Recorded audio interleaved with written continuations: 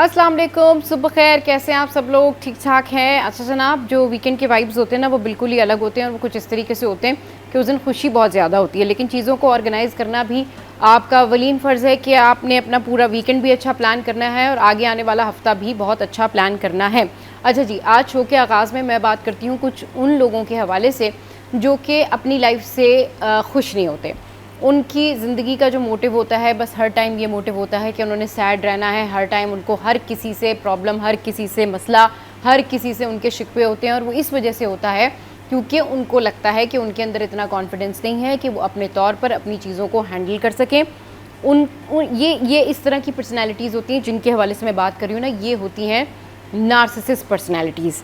अच्छा, इनमें भी कई टाइप्स होती हैं। ये जो नार्सिसिस्ट पर्सनैलिटीज़ होती हैं इनमें भी कई टाइप होती हैं। ज़्यादातर ये जो है मेल्स में होते हैं और अगर फ़ीमेल की हम बात करें तो फ़ीमेल में बिल्कुल अलग क्राइटेरिया होता है।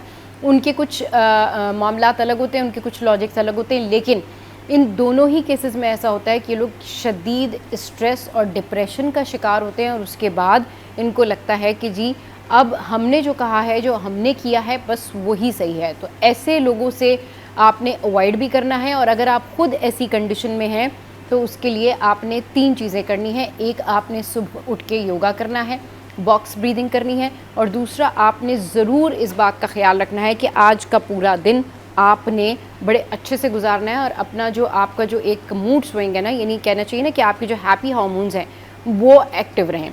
तो इस तरह से आप अपना पूरा दिन अच्छा गुजार सकते हैं अगर आप खुद इस कंडीशन से गुजर रहे हैं, क्योंकि नार्सिसिस्ट लोगों को पता नहीं होता कि वो उस कंडीशन में है, लेकिन जिनको रियलाइज़ हो जाता है कि नहीं, हम वाकई किसी के साथ बहुत गलत कर रहे हैं या वाकई हम अपने साथ बहुत गलत कर रहे हैं, अपनी सराउंडिंग के साथ बहुत गलत कर रहे हैं या हमारी वजह से बहुत सारे ऐसे डैमेजेस हो रहे हैं जो नहीं होने चाहिए, तो उनको ये रियलाइज़ हो जाता है। तो उनको खुद ये तीनों थेरेपीज़ करनी चाहिए। आप योगा करें, आप कंसिस्टेंट होंगे, आपके अंदर पीस आएगा, कूल कामनेस आएगी। इसके अलावा आपने बॉक्स ब्रीदिंग करनी है और इसके अलावा आपने एक good thought of the day आपने ज़रूर रखना है कि आज के दिन मैंने पूरा कैसे गुजारना है। तो ये तो हो गई जी वीकेंड के वो सारे मशवरे जो मैंने आपके साथ में शेयर किए। तो कल संडे है, कल सुबह उठते ही अगर आपके साथ ऐसा कोई कंडीशन है कि आप लोगों को तंग करते बिला वजह, या आपको लगता है कि आपसे लोग तंग होते हैं, या आपको लगता है आप खुद अपने जो हैबिट्स हैं उनसे परेशान है, तो आप ये योगा की थेरेपीज़ करना शुरू करें। आपके अंदर बहुत ड्रास्टिक चेंज आएगा। अच्छा जी, आप कुछ बात कर लेते हैं कि आजकल वीकेंड के ऊपर क्या कुछ लोग कर रहे होते हैं। तो लोग ये कर रहे होते हैं क्योंकि कराची का मौसम बहुत अच्छा हो गया है, खाने पीने जा रहे होते हैं। तो खाने पीने ज़रूर जाएं, एहतियात के साथ। बच्चों का ख्याल रखें, जिन बच्चों को आप अपने साथ लेकर जा रहे होते हैं, फैमिली के आपके जो बच्चे होते हैं। इसके अलावा आपने अगर शॉपिंग पे जाना है, लोकल मार्केट्स में जाना है, तो आपने ज़रूर इस बात का ख्याल रखना है कि मॉनसून का सीज़न है, बारिश हो सकती है, एहतियात के साथ जाएं। और दूसरा ये कि जो खुले गटर हैं वहाँ से आपने बहुत एहतियात से जाना है। लोकल मार्केट में वीकेंड पे बच्चों को ना लेके जाएं, अवॉइड करें। ब्रेक लेते हैं, ब्रेक के बाद वापस आएंगे, फिर हेल्थ के हवाले से ही बात करेंगे। बल्कि ऐसा करते हैं, ब्रेक नहीं लेते हैं आज, हम ब्रेक नहीं लेते हैं आज, हम डायरेक्ट जो है हमारे गेस्ट हमारे साथ इस वक्त हमें ज्वाइन किया है और जहाँ पर हम बात करें वर्कआउट के हवाले से, जहाँ पर हम बात करें मेंटल पीस के हवाले से, और जहाँ हम बात करें कि आप किसी डैमेज को कैसे कंट्रोल कर सकते हैं, आप अपनी नेचर कैसे चेंज कर सकते हैं। तो वहीं पर वर्कआउट जो है सबसे बेस्ट है और रूटीन के लिए बड़ा अच्छा रहता है। तो इस पर बात करने के लिए हमें किरण शहजादी साहब ने ज्वाइन किया है, फिटनेस ट्रेनर है। वेलकम करते हैं। अस्सलाम वालेकुम, good morning, welcome to the show. कैसी हैं आप किरण? वालेकुम अस्सलाम। मैं बिल्कुल ठीक, आप बताएं आप कैसी हैं? मैं बिल्कुल ठीक ठाक। अच्छा किरण, जिस तरह से मैंने शो का स्टार्ट किया और शो के स्टार्ट में मैंने ये बात की कि कुछ लोगों का प्रॉब्लम होता है, कुछ लोगों का ये एक्चुअल प्रॉब्लम होता है, कुछ मेंटल कंडीशन होती है, कुछ स्ट्रेस होता है, कुछ डिप्रेशन होता है और कुछ की नेचर होती है, कुछ की नेचर में ही टॉक्सिसिटी होती है। तो इन तमाम चीज़ों को रिलीज़ करने के लिए, इन तमाम चीज़ों को ख़त्म करने के लिए कोई काम नहीं करता, आप खुद अपने ऊपर काम कर रहे होते। तो उसके लिए सबसे बेस्ट जो चीज़ें होती हैं वो आपकी सुबह की रूटीन होती है, आपकी सुबह की एक्सरसाइज होती है, आपका सुबह आप योगा कर रहे हैं, वर्कआउट कर रहे हैं, ये चीज़ें बहुत काम आती हैं लोगों के। तो आप क्या बताएंगी ऐसे प्रोफेशनल्स को, आप क्या बताएंगी ऐसे वर्किंग वुमेन्स को, क्या बताएंगी आप ऐसे लोगों को जो कि टॉक्सिक होते जा रहे हैं डे बाय डे? वो टॉक्सिक हैं, लोग उनको बताने से भी डरते हैं, लेकिन उनकी कोई रूटीन नहीं है। जाहिर है उनका अपना कोई रूटीन नहीं है, उनका रूटीन ख़राब है, तो उनका मूड भी ख़राब है, उनको मूड स्विंग्स भी हैं, वो नार्सिसिज्म की तरफ भी जा रहे हैं। तो ऐसा वर्कआउट जो लोगों के मूड को भी अच्छा करे, उनको फिज़िकली भी एक्टिव करे, ब्लड सर्कुलेशन भी अच्छी हो, ऑक्सीजन प्रोसेस भी बड़ा अच्छा रहे, तो किस तरह से ये वर्कआउट किया जा सकता है? जी किरण। अच्छा, सबसे पहले तो ये बात है कि अगर आजकल हर चीज का एक स्ट्रेस है, हमें काम का स्ट्रेस है, हमें घर हर का भी चीज स्ट्रेस का है, स्ट्रेस है, यस, हर चीज का स्ट्रेस है। Absolutely right. स्ट्रेस कभी भी कम नहीं होता, कभी खत्म नहीं होता, इसे हमेशा मैनेज किया जाता है, और मैनेज किया जाता है बिल्कुल अलग अलग चीजों से। आप अपनी डेली लाइफ एक्टिविटी में क्या कर रहे हो, आप अपने काम की जगह पे क्या कर रहे हो, आपकी रूटीन क्या है। अच्छा, सबसे ज्यादा इसके अंदर आप अपने ऊपर किस तरीके से काम कर सकते हो। सबसे पहले तो आ जाता है कि एटलीस्ट कम से कम आप वर्कआउट करो, अपने आप को टाइम दो। अपने आप को टाइम देना बहुत जरूरी है, चाहे वो कोई भी प्रोफेशन क्यों ना हो। चाहता कि वो कोई औरत घर पे काम कर रही है, वो बाहर काम कर रही है, बच्चों को पढ़ा रही है, अपना घर संभाल रही है, कुछ भी करे, लेकिन अपने आप को टाइम देना बहुत जरूरी है। और ये सिर्फ फीमेल्स के लिए नहीं है, ये मेल्स के लिए भी है। आजकल काम का इतना प्रेशर होता है कि लोग बहुत ज्यादा परेशान हो गए, अपने लिए वो टाइम नहीं निकालते। एटलीस्ट आप 24 घंटे में से जहां आप अपने 12 घंटे की रूटीन अपने काम को दे रहे हो, अपने घर को दे रहे हो, तो 1 घंटा आपको अपने आप को लाजमी देना है। और ये हर हर पर्सन के लिए, ये मेल्स फीमेल्स, आजकल अगर आप देखें यंग जनरेशन में इतने सारे केसेस आ रहे हैं। हर किसी को स्ट्रेस की वजह से कमर में दर्द है, गर्दन में दर्द है। हमारे पास केसेस आते हैं, हम उनको ट्रीट करते हैं, ऑर्थोपेडिक के पास जाते हैं, फिजियोथेरेपिस्ट के पास जाते हैं, साइकोलॉजिस्ट के पास जाते हैं। लेकिन हमें खुद भी इन चीजों को मैनेज करना। हम किसी भी डॉक्टर के पास जाएंगे तो ज्यादा से ज्यादा हमें 15 मिनट 20 मिनट वो हमें चीजें मैनेज करने बताएंगे, मेडिसिन देंगे, बस। लेकिन हमें खुद पर किस तरीके से काम करना है, हमें फोकस उस पर रखना चाहिए। बिल्कुल सही कह रही है, फोकस रखना चाहिए। हाँ बिल्कुल, कंटिन्यू कीजिए किरण। हाँ जी, तो सबसे पहले हमें स्टार्ट करना चाहिए अपनी जो डेली रूटीन है उसके अंदर हम अपने वर्कआउट को अहम रखें, वर्कआउट करें। जरूरी नहीं है कि हमें 1 घंटे का वर्कआउट करना है, 1.5 घंटे का वर्कआउट करना है, इस तरीके से बिल्कुल भी नहीं है। अगर आप सिर्फ 20 मिनट पे अपने आप को देंगे, इनफ है, ठीक है। उसके बाद अपनी डाइट बहुत अच्छी रखें, डाइट बहुत जरूरी होती है, क्योंकि हमारा जिस्म इस तरीके से कि जब तक हम अपनी बॉडी को कुछ नहीं देंगे वो हमें कुछ नहीं देगी। स्ट्रेस आपकी डाइट से, आपके वर्कआउट से, आपकी डेली लाइफ रूटीन पे बहुत असरअंदाज होता है। आजकल हमारे यंग जनरेशन है, पढ़ाई का स्ट्रेस है, मोबाइल यूजर है, लैपटॉप यूजर है, लेकिन ये सारी चीजें, लेकिन वो इतना ज्यादा इसका स्ट्रेस ले लेते हैं, लेकिन उसको मैनेज करना नहीं आ रहा, क्योंकि स्ट्रेस कभी भी खत्म नहीं होगा जब तक आप उसकी मैनेजमेंट नहीं करोगे। वो सिर्फ मैनेज हो सकता है, इसके अलावा और कुछ भी नहीं हो सकता। सही, स्ट्रेस को मैनेज करना पड़ता है, और इस स्ट्रेस की वजह से अगर बाकी लोगों को प्रॉब्लम हो तो आपको ये सोचना चाहिए कि आप अपना नहीं तो बाकी लोगों का भला करें। मतलब इसमें आपके लिए एक कहते हैं ना कि अगर कोई शख्स काइंड है, अगर कोई शख्स खुश अखलाक है, तो ये तो चले हमारे दीन में तो है ही, लेकिन इसके बहुत सारे पॉजिटिव इम्पैक्ट्स हैं। आपकी नेचर आपकी लाइफ बनाती है, आपका एटीट्यूड आपकी लाइफ बनाता है। अगर आप नेचुरली होता है ना कि कुछ लोग नेचुरली उनका मूड ख़राब रहता है, कुछ लोग नेचुरली कहते हैं जी माइट इज़ राइट वाली पॉलिसी है, कुछ लोग नेचुरली कहते हैं अगर मुझे ये पसंद नहीं है तो ये पसंद नहीं है। मतलब दे डोंट लाइक के ठीक है कोई भी चेंज हो या कोई भी चीज़ें चेंज हो, इससे उनकी अपनी लाइफ ख़राब होती है। इस तरह से ये रूल वो ज़िंदगी की हर जगह पर अप्लाई करते हैं। वर्कआउट है तो वो कहेंगे नहीं, ये वर्कआउट में तो हम ऐसे नहीं कर सकते, हम ऐसे कर सकते हैं, हम ये कर सकते हैं, हम ये नहीं कर सकते। तो जो लोग अपनी कंडीशंस के ऊपर जीते हैं, या जो लोग बहुत ज़्यादा हार्ड लाइन यूज़ कर रहे होते हैं, वो वैसे ही परेशान हो रहे होते हैं, वो वैसे ही टॉक्सिक हो जाते हैं। उनको लगता है कि नहीं, हर चीज़ में उनका ईगो हर्ट हो जाता है। यानी अगर उन लोगों का मसला ये होता है कि अगर आप उनको कोई सजेशन दे रहे हैं तो उनका ईगो हर्ट हो गया कि अच्छा आपने मुझे सजेशन दिया। ऐसे लोगों के लिए एक्सरसाइजेस बनी हैं कि ये योगा करें, वर्कआउट करें, अपनी टॉक्सिसिटी रिलीज़ करें, इनको पता चले कि ज़िंदगी कितनी खूबसूरत है, ज़िंदगी में क्या कुछ है, सुबह का आगाज़ कैसे किया जाता है, सुबह किस तरीके से ग्रीटिंग्स होती हैं, आपकी ओवरऑल जो वर्कआउट सेशन है वो कैसा होता है, घर में आपका एटीट्यूड कैसा होता है, आप कितने ग्रैटिट्यूड के साथ आते हैं, आप कितना विलिंग है, आप कितना खुश हैं। तो ये सारी चीज़ें मिलके आपकी सुबह का आगाज़ करती हैं, और ये सारी चीज़ें मिलके आपके पूरे दिन को चलाती हैं। तो कैसे आगाज़ किया जाए एक अच्छे वर्कआउट का, जिससे आप एक्साइटेड भी रहें और आप हेल्दी भी रहें और मूड भी अच्छा रहे। जी किरण। देखिए, सबसे पहले तो अगर स्टार्ट लेना है तो आप अपने वर्कआउट से किस तरीके से ले सकते हो। आप योगा करें, बहुत सिंपल है। दूसरी चीज है, आप अपनी डेली रूटीन में जो है ना स्ट्रेचेस लाजमी लेकर आए। बहुत ज्यादा इस तरीके से होता है कि हमारे पास यंग जनरेशन आती है, 18 से 19 साल के लड़के लड़की आते हैं, वो बहुत हैवी वर्कआउट करते हैं, ट्रेनिंग करते हैं, स्ट्रेंथ ट्रेनिंग सब करते हैं, लेकिन उनकी बॉडी में मोबिलिटी नहीं होती है, और ये मेन कॉज होता है उनकी इंजरी का।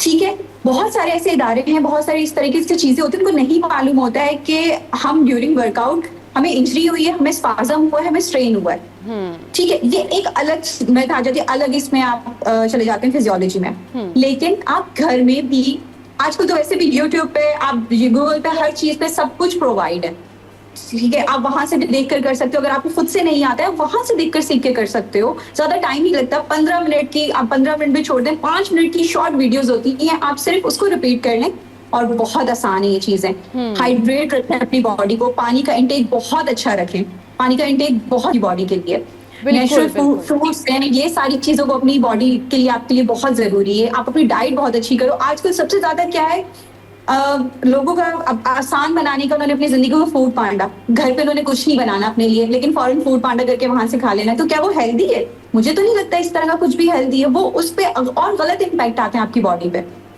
उसके बाद फिर आपका वेट गेन हो जाता है, फिर वो एक अलग स्ट्रेस चला जाता है, उसके लिए फिर एंटी डिप्रेशन लेना स्टार्ट कर देते हैं लोग। आजकल ये एंटी डिप्रेशन मेडिसिन का इतना ज्यादा रुझान हो चुका है, जिसकी वजह से उनका वेट गेन बहुत ज्यादा बढ़ जाता है। लेकिन फिर भी अगर वो स्टार्ट करे अपनी डेली रूटीन, एक नॉर्मल आप 15 मिनट की वॉक कर लो, सिर्फ स्ट्रेचेस कर लो, कुछ सिंपल मैनुअल एक्सरसाइज कर लो, कुछ स्ट्रेंथ ट्रेनिंग आप जो है अपने घर में भी कर सकते हो। 2 kg 3 kg का डंबल ले लें, दैट्स इट, एक स्ट्रेच बैंड ले लें। सिर्फ आपका ये 25-30 मिनट्स का एक वर्कआउट प्लान होगा, जो कि आपने डेली करना है, और सिर्फ अपने आप को ये 15 से 30 मिनट आपने देना है। उसके बाद आप अपनी रूटीन देखिए कि एक हफ्ते के बाद आप कहाँ स्टैंड करते हो। बिल्कुल ठीक है, ब्रेक लेते हैं और ब्रेक के बाद वापस आते हैं और इस अहम इशू के ऊपर हम गुफ्तगू कर रहे हैं कि आपके हाथ में आपका मूड है, आपके हाथ में आपकी लाइफ है, आपके हाथ में आपका फ्यूचर है। तो आप खुद अपने फ्यूचर को डिस्ट्रॉय ना करें, आप खुद वो चीज़ें ना करें जिससे आप स्ट्रेस में आएँ, क्योंकि एक शख्स अगर स्ट्रेस में है तो उसकी वजह से बहुत सारे लोग स्ट्रेस में होते हैं, उसकी फैमिली स्ट्रेस में होती है, उसका वर्किंग इन्वायरमेंट जो है वो बड़ा इम्पैक्ट होता है उसके ऊपर। चलिए जी, ब्रेक लेते हैं, ब्रेक के बाद वापस आएंगे, फिर इस पर डिस्कशन करते हैं। Stay with us.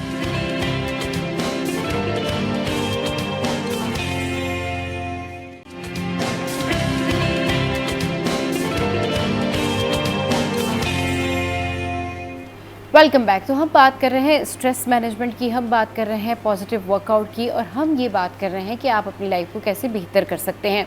अच्छा, बहुत लोगों में ये प्रॉब्लम है कि जी हम हैवी एक्सरसाइज नहीं कर सकते, तो आसान एक्सरसाइजेस क्या हैं, आसान टिप्स क्या हैं एक्सरसाइजेस करने की। किरण हमारे साथ है। किरण, आसान टिप्स क्या हैं जो लोग हैवी वर्कआउट नहीं कर सकते, सुबह सवेरे उठ के उनको लगता है कि नहीं भाई ये तो हमारे बस की बात नहीं है, और इनिशियली जब लोग स्टार्ट करते हैं एक्सरसाइज तो ये होता भी है लोगों के साथ ये प्रॉब्लम होता भी है कि लोग कहते हैं नहीं हम नहीं कर सकते ये हैवी वर्कआउट। तो आसान स्टेप्स क्या हैं फॉर गर्ल्स, फॉर बॉयज़, भाई जो प्रोफेशनल्स हैं, जल्दी में हैं, तो वो जल्दी कौन सा वर्कआउट कर सकते हैं, ये बताएं। सबसे इजी है, सबसे पहले तो आप 15 मिनट की वॉक कर लें, बहुत जरूरी है। अच्छा, वॉक करने के भी तरीके होते हैं, हम लोगों को लगता है कि हाँ हम भाग रहे हैं, हमें बहुत तेज कदम चलना है। नहीं, ऐसा नहीं है। आप नॉर्मल स्ट्रेच भी ले सकते हो 15 मिनट के लिए, साथ में आप ब्रीथिंग एक्सरसाइज करो, ठीक है। उसके बाद नॉर्मल आप लंजेस कर लीजिए, रेप्स में करें, 15 रेप्स के 3 सेट्स लगा लें, जंपिंग जैक्स कर लें, उसके बाद फिर आप स्क्वाट्स कर लें। ये सारी चीजें बहुत इजी है जो कि आप कर सकते हो। अगर आपके पास 2 to 3 kg के वेट्स मौजूद हैं घर में, आप उसके साथ बहुत अच्छा जो है एक्सरसाइज कर सकते हो। डिफरेंट शोल्डर प्रेस कर सकते हैं, चेस्ट प्रेस कर सकते हैं, बाइसेप्स लगा सकते हैं। ये बहुत नॉर्मल एक्सरसाइज है जो आप घर में आराम से कर सकते हो। अगर आपके पास डंबल मौजूद नहीं है, उससे बहुत आसान तरीका है कि आप 1.5 लीटर की जो पानी की बॉटल एक नेस्ले की हमें मिलती है, आप वो 2 बॉटल्स ले लें, आप उसके साथ वर्कआउट कर लें। अब ये चीजें तो घर में मौजूद होती है, अब इसके लिए तो कोई एक्सक्यूज बनता ही नहीं है कि हमारे पास ये भी मौजूद ना हो। एक्सक्यूज सिर्फ उस चीज से बनता है कि हम कर ही नहीं सकते, हमारे पास टाइम ही नहीं है। टाइम आपको हमेशा अपने लिए निकालना पड़ेगा, कोई आगे आपको बोलेगा नहीं करें।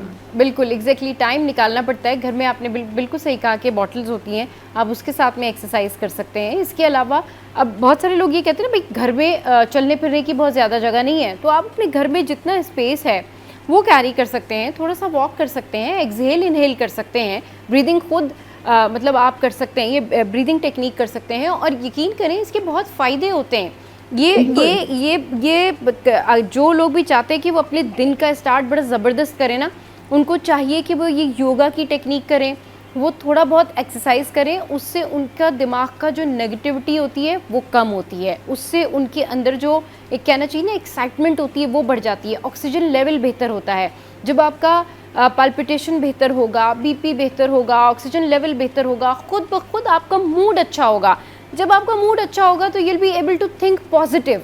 तो आपको चीज़ें पॉजिटिव नज़र आएंगी। लेकिन आप खुद जो है वो अगर स्ट्रेस में सो रहे हैं, स्ट्रेस में उठ रहे हैं, तो जाहिर सी बात है फिर you will target somebody someone के नहीं भाई मेरी सारी प्रॉब्लम ये है, मेरा सारा इशू ये। तो प्रॉब्लम ये होती है कि आप खुद अपने लिए प्रॉब्लम क्रिएट करते हैं, इसलिए कि आप वर्कआउट नहीं करते, इसलिए कि आप योगा नहीं करते, कि इसलिए आप ग्रैटिट्यूड शो नहीं करते। जो शख्स सुबह उठ के ग्रैटिट्यूड शो कर ले और वो ये कह के अल्हम्दुलिल्लाह वट एवर आई हैव, अल्लाह का लाख लाख शुक्र है और आज का दिन मैंने बड़ा अच्छा गुजारना है और आज के दिन मेरी जो आने वाली तकलीफ़ें हैं वो अल्लाह रब्बुल इज़्ज़त ने दूर करनी है, तो मेरे ख्याल में दिन का आगाज़ बहुत अच्छा होता है। लोग अपनी फ़िज़िकल एक्सरसाइज के थ्रू अपनी लाइफ मेंटेन कर सकते हैं। What do you think about that? उन लड़कियों को, उन लड़कों को मैसेज दीजिए जो पढ़ाई के स्ट्रेस में सोते हैं, फिर यूनिवर्सिटी जाने के लिए स्ट्रेस में उठते हैं, उसके बीच में वो कौन सा गैप ले सकते हैं और उसके बीच में वो किस तरह एक्सरसाइज कर सकते हैं, अपने आप को कूल काम कर सकते हैं। अच्छा, उनके लिए तो सिर्फ ये एक मैसेज है कि जब आप मोबाइल सोने से पहले तकरीबन मेरे ख्याल से कि अगर वो 12 बजे सोने जा रहे हैं अपने बिस्तर पे, तो वो मोबाइल यूज करते करते 3 साढ़े 3 बजा देते हैं। सही। अगर तो जब आप 3 साढ़े 3 घंटे मोबाइल में इन्वेस्ट कर रहे हो तो आप अपने लिए अपनी बॉडी पे इन्वेस्ट क्यों नहीं कर रहे हो? 20-25 मिनट अपने लिए निकालना कोई मुश्किल बात नहीं है। आप कोई भी प्रोजेक्ट या आप यूनिवर्सिटी का कुछ में आप उसमें भी तो मेहनत करते हो ना, तो आपकी बॉडी भी आपका प्रोजेक्ट ही है, इसमें भी आपने खुद ही इन्वेस्ट करना है, कोई और आके नहीं करेगा। तो एटलीस्ट अगर आप, और दूसरी चीज ये है कि जो ऑफिस में काम करते हैं, डेस्क जॉब है जिनकी, उनके साथ साथ 8-8 घंटे की उनकी शिफ्ट है, उनको स्पाज्म हो जाता है, नेक पेन हो जाता है, शोल्डर पेन, बहुत सारी इस तरह की वो भी जो है इश्यूज से गुजर रहे होते हैं। उनके लिए भी यही है कि एटलीस्ट जो है, एक तो अपना मोबाइल इस्तेमाल करने का तरीका सबसे बेस्ट अच्छा रखें, दूसरा अपना बॉडी पोस्चर अच्छा रखें, गर्दन झुका के, कंधे झुकाकर ना बैठें, अपने पोस्चर को बिल्कुल स्ट्रेट करके बैठें। बिल्कुल, स्पेशली मीटिंग में अगर आप, हाँ बिल्कुल एग्जैक्टली, क्योंकि अगर आपका पोस्चर खराब होगा तो वो बहुत सारी चीजों पर इम्पैक्ट आएगा। सबसे पहले आपके आएगा, फिर बैक पर आएगा, उसके बाद फिर आपको जो है हिप जॉइंट पे प्रॉब्लम्स आएंगे, आपके वॉकिंग पैटर्न में खराब होगा, ये बहुत सारी चीजें आ जाती हैं। जो यंग यूनिवर्सिटी गोएंगे, कॉलेज गोएंगे, इवन उनको सबसे बेहतरीन यही है कि भाई वॉक करें, स्ट्रेचेस करें। स्ट्रेचेस तो बहुत इजी है, स्ट्रेचेस तो आप घर में कर सकते हैं, आप अपने बिस्तर कर सकते हो, आपको कोई दवाई की नीड ही नहीं, आप तो अपने बिस्तर पे कर सकते हो, सोने से पहले कर सकते हो। नी टू चेस्ट, SLR, बहुत सारी डिफरेंट टेक्निक्स हैं जो आप अप्लाई कर सकते हो और हर चीज इंटरनेट पे मौजूद है। और मैं तो अल्लाह का शुक्र है कि इस तरह के बहुत सारे लोगों ने ये सारी एप्स हमारे लिए बना के रखी हैं, जिनका हम अभी, अगर इनके बावजूद भी हम इसका इस्तेमाल ना करें तो फिर तो हम कुछ भी नहीं कर सकते। बिल्कुल। अच्छा, एप्स भी, आपने एप्स का जिक्र किया, बहुत अच्छी अच्छी एप्स भी हैं, और दूसरा ये कि एक्सरसाइजेस करने का फ़ायदा क्या होता है, ज़रा आप बताएं कि as trainer, as expert, what do you think about that, कि ये एक्सरसाइज लाइफ में क्या चेंज लेकर आता है? सबसे पहले जो है आपके हार्मोन्स जो है अगर इम्बैलेंस है तो उसमें आपका बहुत अच्छा इम्पैक्ट करता है। जैसे हमारे पास आते हैं PCOD, इस तरह की फीमेल्स हमारे पास आती हैं, प्रेगनेंसी में उनको इश्यूज होते हैं, डॉक्टर्स हमारे पास भेजते हैं कि हाँ भाई आप एक्सरसाइज आकर करें, आपने ये सारी चीजें अप्लाई करनी है अपनी बॉडी पे, इसका बहुत ज्यादा इम्पैक्ट आता है, स्ट्रेस रिड्यूस होता है। और दूसरी चीज ये है कि लोगों के दिमाग में चीज होती है कि हमें सुबह के टाइम वर्कआउट करना, हमें शाम के टाइम, सबसे बेस्ट टाइम कौन सा है वर्कआउट करने का। तो इसमें चीजें दोनों टाइम बहुत अच्छे हैं। मॉर्निंग में आप जो है एनर्जी बूस्ट होती है, वो आपका एक अलग टाइम ही है, और इवनिंग में आप थोड़ा सा स्ट्रेस रिलीफ होता है क्योंकि आप सारे अपने काम खत्म करने के बाद जिम कर रहे होते हो, एक्सरसाइज कर रहे होते हो, तो एक उसका एक अलग लेवल होता है। तो टाइम दोनों ही बहुत अच्छे हैं, उनके इम्पैक्ट दोनों ही बहुत अच्छे हैं, लेकिन एक्सरसाइज बहुत जरूरी है आपकी बॉडी के लिए। आपको मसल स्पाज्म है, आपकी बॉडी बिल्कुल स्टक हो चुकी है, ये सारी चीजें बहुत जरूरी है आपके लिए। आप डेली रूटीन में अपनी एक्सरसाइज को रखें, 15 मिनट अपने आप को दें, उसके बाद आप एक हफ्ते के बाद देखें। अक्सर लोग आते हैं कि उनका वॉकिंग पैटर्न खराब हो चुका होता है, चलने में प्रॉब्लम होती है, उठने बैठने में तकलीफ होती है। आप मोबिलिटी पे काम करें, अपनी मोबिलिटी पे काम करने के बाद एक हफ्ते के बाद आप देखें कि कितना फर्क पड़ेगा आपकी बॉडी पे। आप जहाँ पे अभी आधा घंटा काम कर रहे हो, एकदम से थक जाते हो, आपकी सांस फूलती है, यानी आपका कार्डियो खराब है। आप वॉक लेकर आए, वॉक अपनी जिंदगी में लेकर आए, डिफरेंट एक्सरसाइज टेक्निक्स अपनी जिंदगी में लेकर आए, एक हफ्ते के बाद देखिएगा आपका स्टेमिना कितना अच्छा हो जाएगा, आप कितना रिफ्रेश अपने आप को फील करोगे। जहाँ पे 1 घंटे में आप थक जाते थे, आप वहाँ पे 3 घंटे भी काम करोगे तो आप नहीं थकोगे। नहीं, अच्छा, और ये एक तरह का ना, एक बहुत सारे लोगों के से अगर आप बात करें, बहुत सारे ट्रेनर से बात करें, मेरी जितने भी एक्सरसाइज से रिलेटेड ट्रेनर से बात होती है, जितने भी वर्कआउट करने वाले, जितने भी एक्सपर्ट्स हैं, वो सब ये बताते हैं कि एक्चुअली एक्सरसाइज करने का मकसद ये है कि आप फिज़िकली फ़िट रहें, फिजिकली फिट रहेंगे तो मेंटली फिट रहेंगे। और यही आपकी लाइफ स्टाइल है, मतलब आपकी डाइट, आपकी एक्सरसाइज और आपका मूड, ये तीनों चीज़ें आपका दिन बनाती हैं, दिन चलाती हैं, लाइफ बनाती हैं। यानी आप अगर अच्छा सोचना चाहते हैं, अच्छा कुछ करना चाहते हैं, तो you have to be happy. आपको अच्छी एक्सरसाइज करनी है, ग्रैटिट्यूड शो करना है। अब इसके लिए छोटी छोटी टिप्स होती हैं जो मुख्तलिफ ट्रेनर्स, मुख्तलिफ एक्सपर्ट्स हमारे साथ में शेयर करते हैं कि ठीक है, अगर किसी से हैवी एक्सरसाइज नहीं होती तो वो अपने मूड स्विंग्स के लिए ये एक्सरसाइज कर सकते हैं, उसके लिए ये एक्सरसाइज बेहतर है, जैसे ब्रीदिंग टेक्निक हो गई, या फिर जनरल वॉक हो गई, या फिर आप जो है वो घर में ही आपने 10-15 चक्कर ऐसे करके लगा लिए, या आप थोड़ा सा हीटअप से बाहर आ गए, या आप पौधों पत्तों के पास बैठ गए, थोड़ा सा आपने अपना इन्वायरमेंट बेहतर कर लिया। What do you think about that? Students को स्पेशली पढ़ाई के दौरान कौन सा वर्कआउट करना चाहिए? ख़वातीन को जब वो खाना पका रही होती हैं, खाना पकाने के बाद वो थोड़ा एग्जॉस्ट फील कर रही होती हैं, कौन सी एक्सरसाइज से वो, कौन सी ब्रीदिंग टेक्निक से वो अपने आप को बेहतर कर सकती हैं, अपना मूड बेहतर कर सकती हैं? और रात में भी इसी तरह की एक्टिविटी होती है कि लोग बहुत ज़्यादा काम करके थक रहे होते हैं, तो अपना मूड कैसे बेहतर कर सकते हैं, वो अपनी सराउंडिंग को, अपने दिमाग को कैसे पॉजिटिव रख सकते हैं, वो एक्सरसाइज बताइए। अच्छा, सबसे पहले अगर फीमेल्स की बात की जाए, क्योंकि घर का इतना ज्यादा काम होता है, इतना ज्यादा स्ट्रेस होता है, आपकी बॉडी पे भी स्ट्रेस आ जाता है, बिल्कुल, अपने आप को टाइम नहीं दे पाती हैं। अगर करीब में कोई पार्क है, ठीक है, तो आप वहां पर पार्क में जाएं, ठीक है, खुली फिजा में जाएं। आप जो है उस पे पार्क पे जो सॉरी घास है, आप उस पे चलें, green grass, yes, green grass पे आप चलें, बहुत जबरदस्त है। आप सिर्फ 3 दिन करके देखें, उसके बाद 15 मिनट आप वॉक करके देखें, उसके बाद आप देखें कितना फ्रेश हो जाएगा आपका माइंड। और इससे मैं कहती हूँ ज्यादा आसान टेक्निक तो कोई है ही नहीं जिंदगी में। अच्छा किरण, नंगे पैर, लोग कहते हैं कि ग्रीन ग्रास पे अगर नंगे पैर आप चल रहे हैं तो इज दैट फाइन? वो कहते हैं बहुत आपको मेंटली सुकून मिलता है, बहुत आप पॉजिटिव होते हैं, सुकून मिलता है, क्योंकि अल्लाह ही तो, अल्लाह ताला की कुदरत है ना, तो ये सारा निजाम तो अल्लाह ताला ने हमारे लिए बना के रखा हुआ है। किसी ना किसी कुछ ना कुछ अल्लाह ताला ने हमारे लिए बना के रखा हुआ है। अलग अलग तरह की ग़िज़ाएं हैं, सब्जियां हैं, उसमें भी अल्लाह ताला ने कोई ना कोई हमारे लिए ग़िज़ायत रखी हुई है, लेकिन हम इस्तेमाल नहीं करते, वो एक अलग चीज है। लोग सब्जियां नहीं खाते, क्यों नहीं खाते भाई? जरूरी है सब्जियां।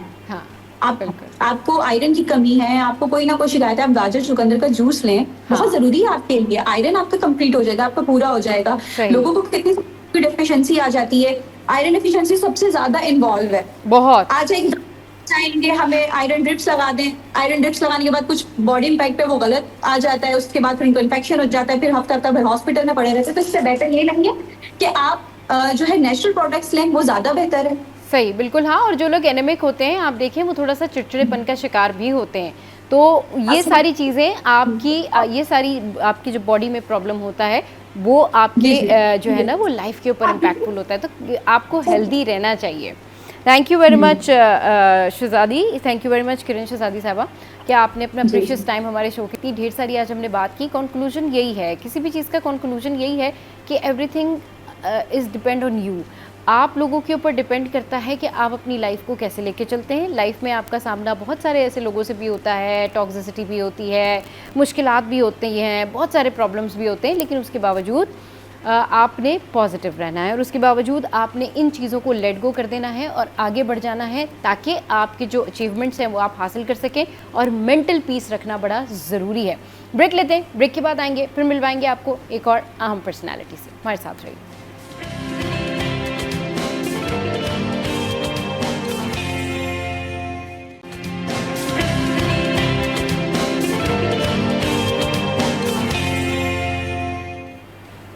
Welcome back. तो भाई कुछ बात कर लेते हैं शादी ब्याह के हवाले से। अब रिश्ता ढूंढना, रिश्ता मिलना, ये एक बड़ा मुश्किल प्रोसेस है आजकल के दौर में।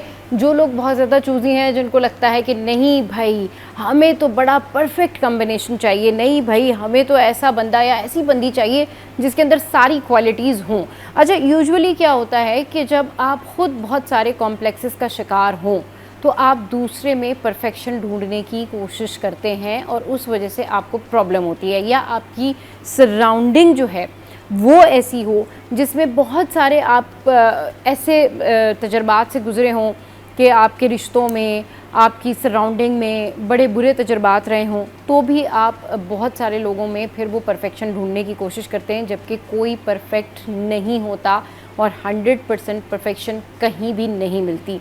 आपको कुछ हकाइक एक्सेप्ट करने होते हैं, कुछ हकीकतें एक्सेप्ट करके चलना होता है, और इसी का नाम ज़िंदगी है कि आपने अगर कहीं कॉम्प्रोमाइज़ कर लिया, कहीं आपकी कंपेटिबिलिटी नहीं है, तो आपने जो है वो कंपेटिबिलिटी पे कॉम्प्रोमाइज़ कर लिया, दिस इज़ कॉल्ड लाइफ। और इसमें अल्लाह ताला आपके लिए बेहतरी और खैर भी कर देते हैं।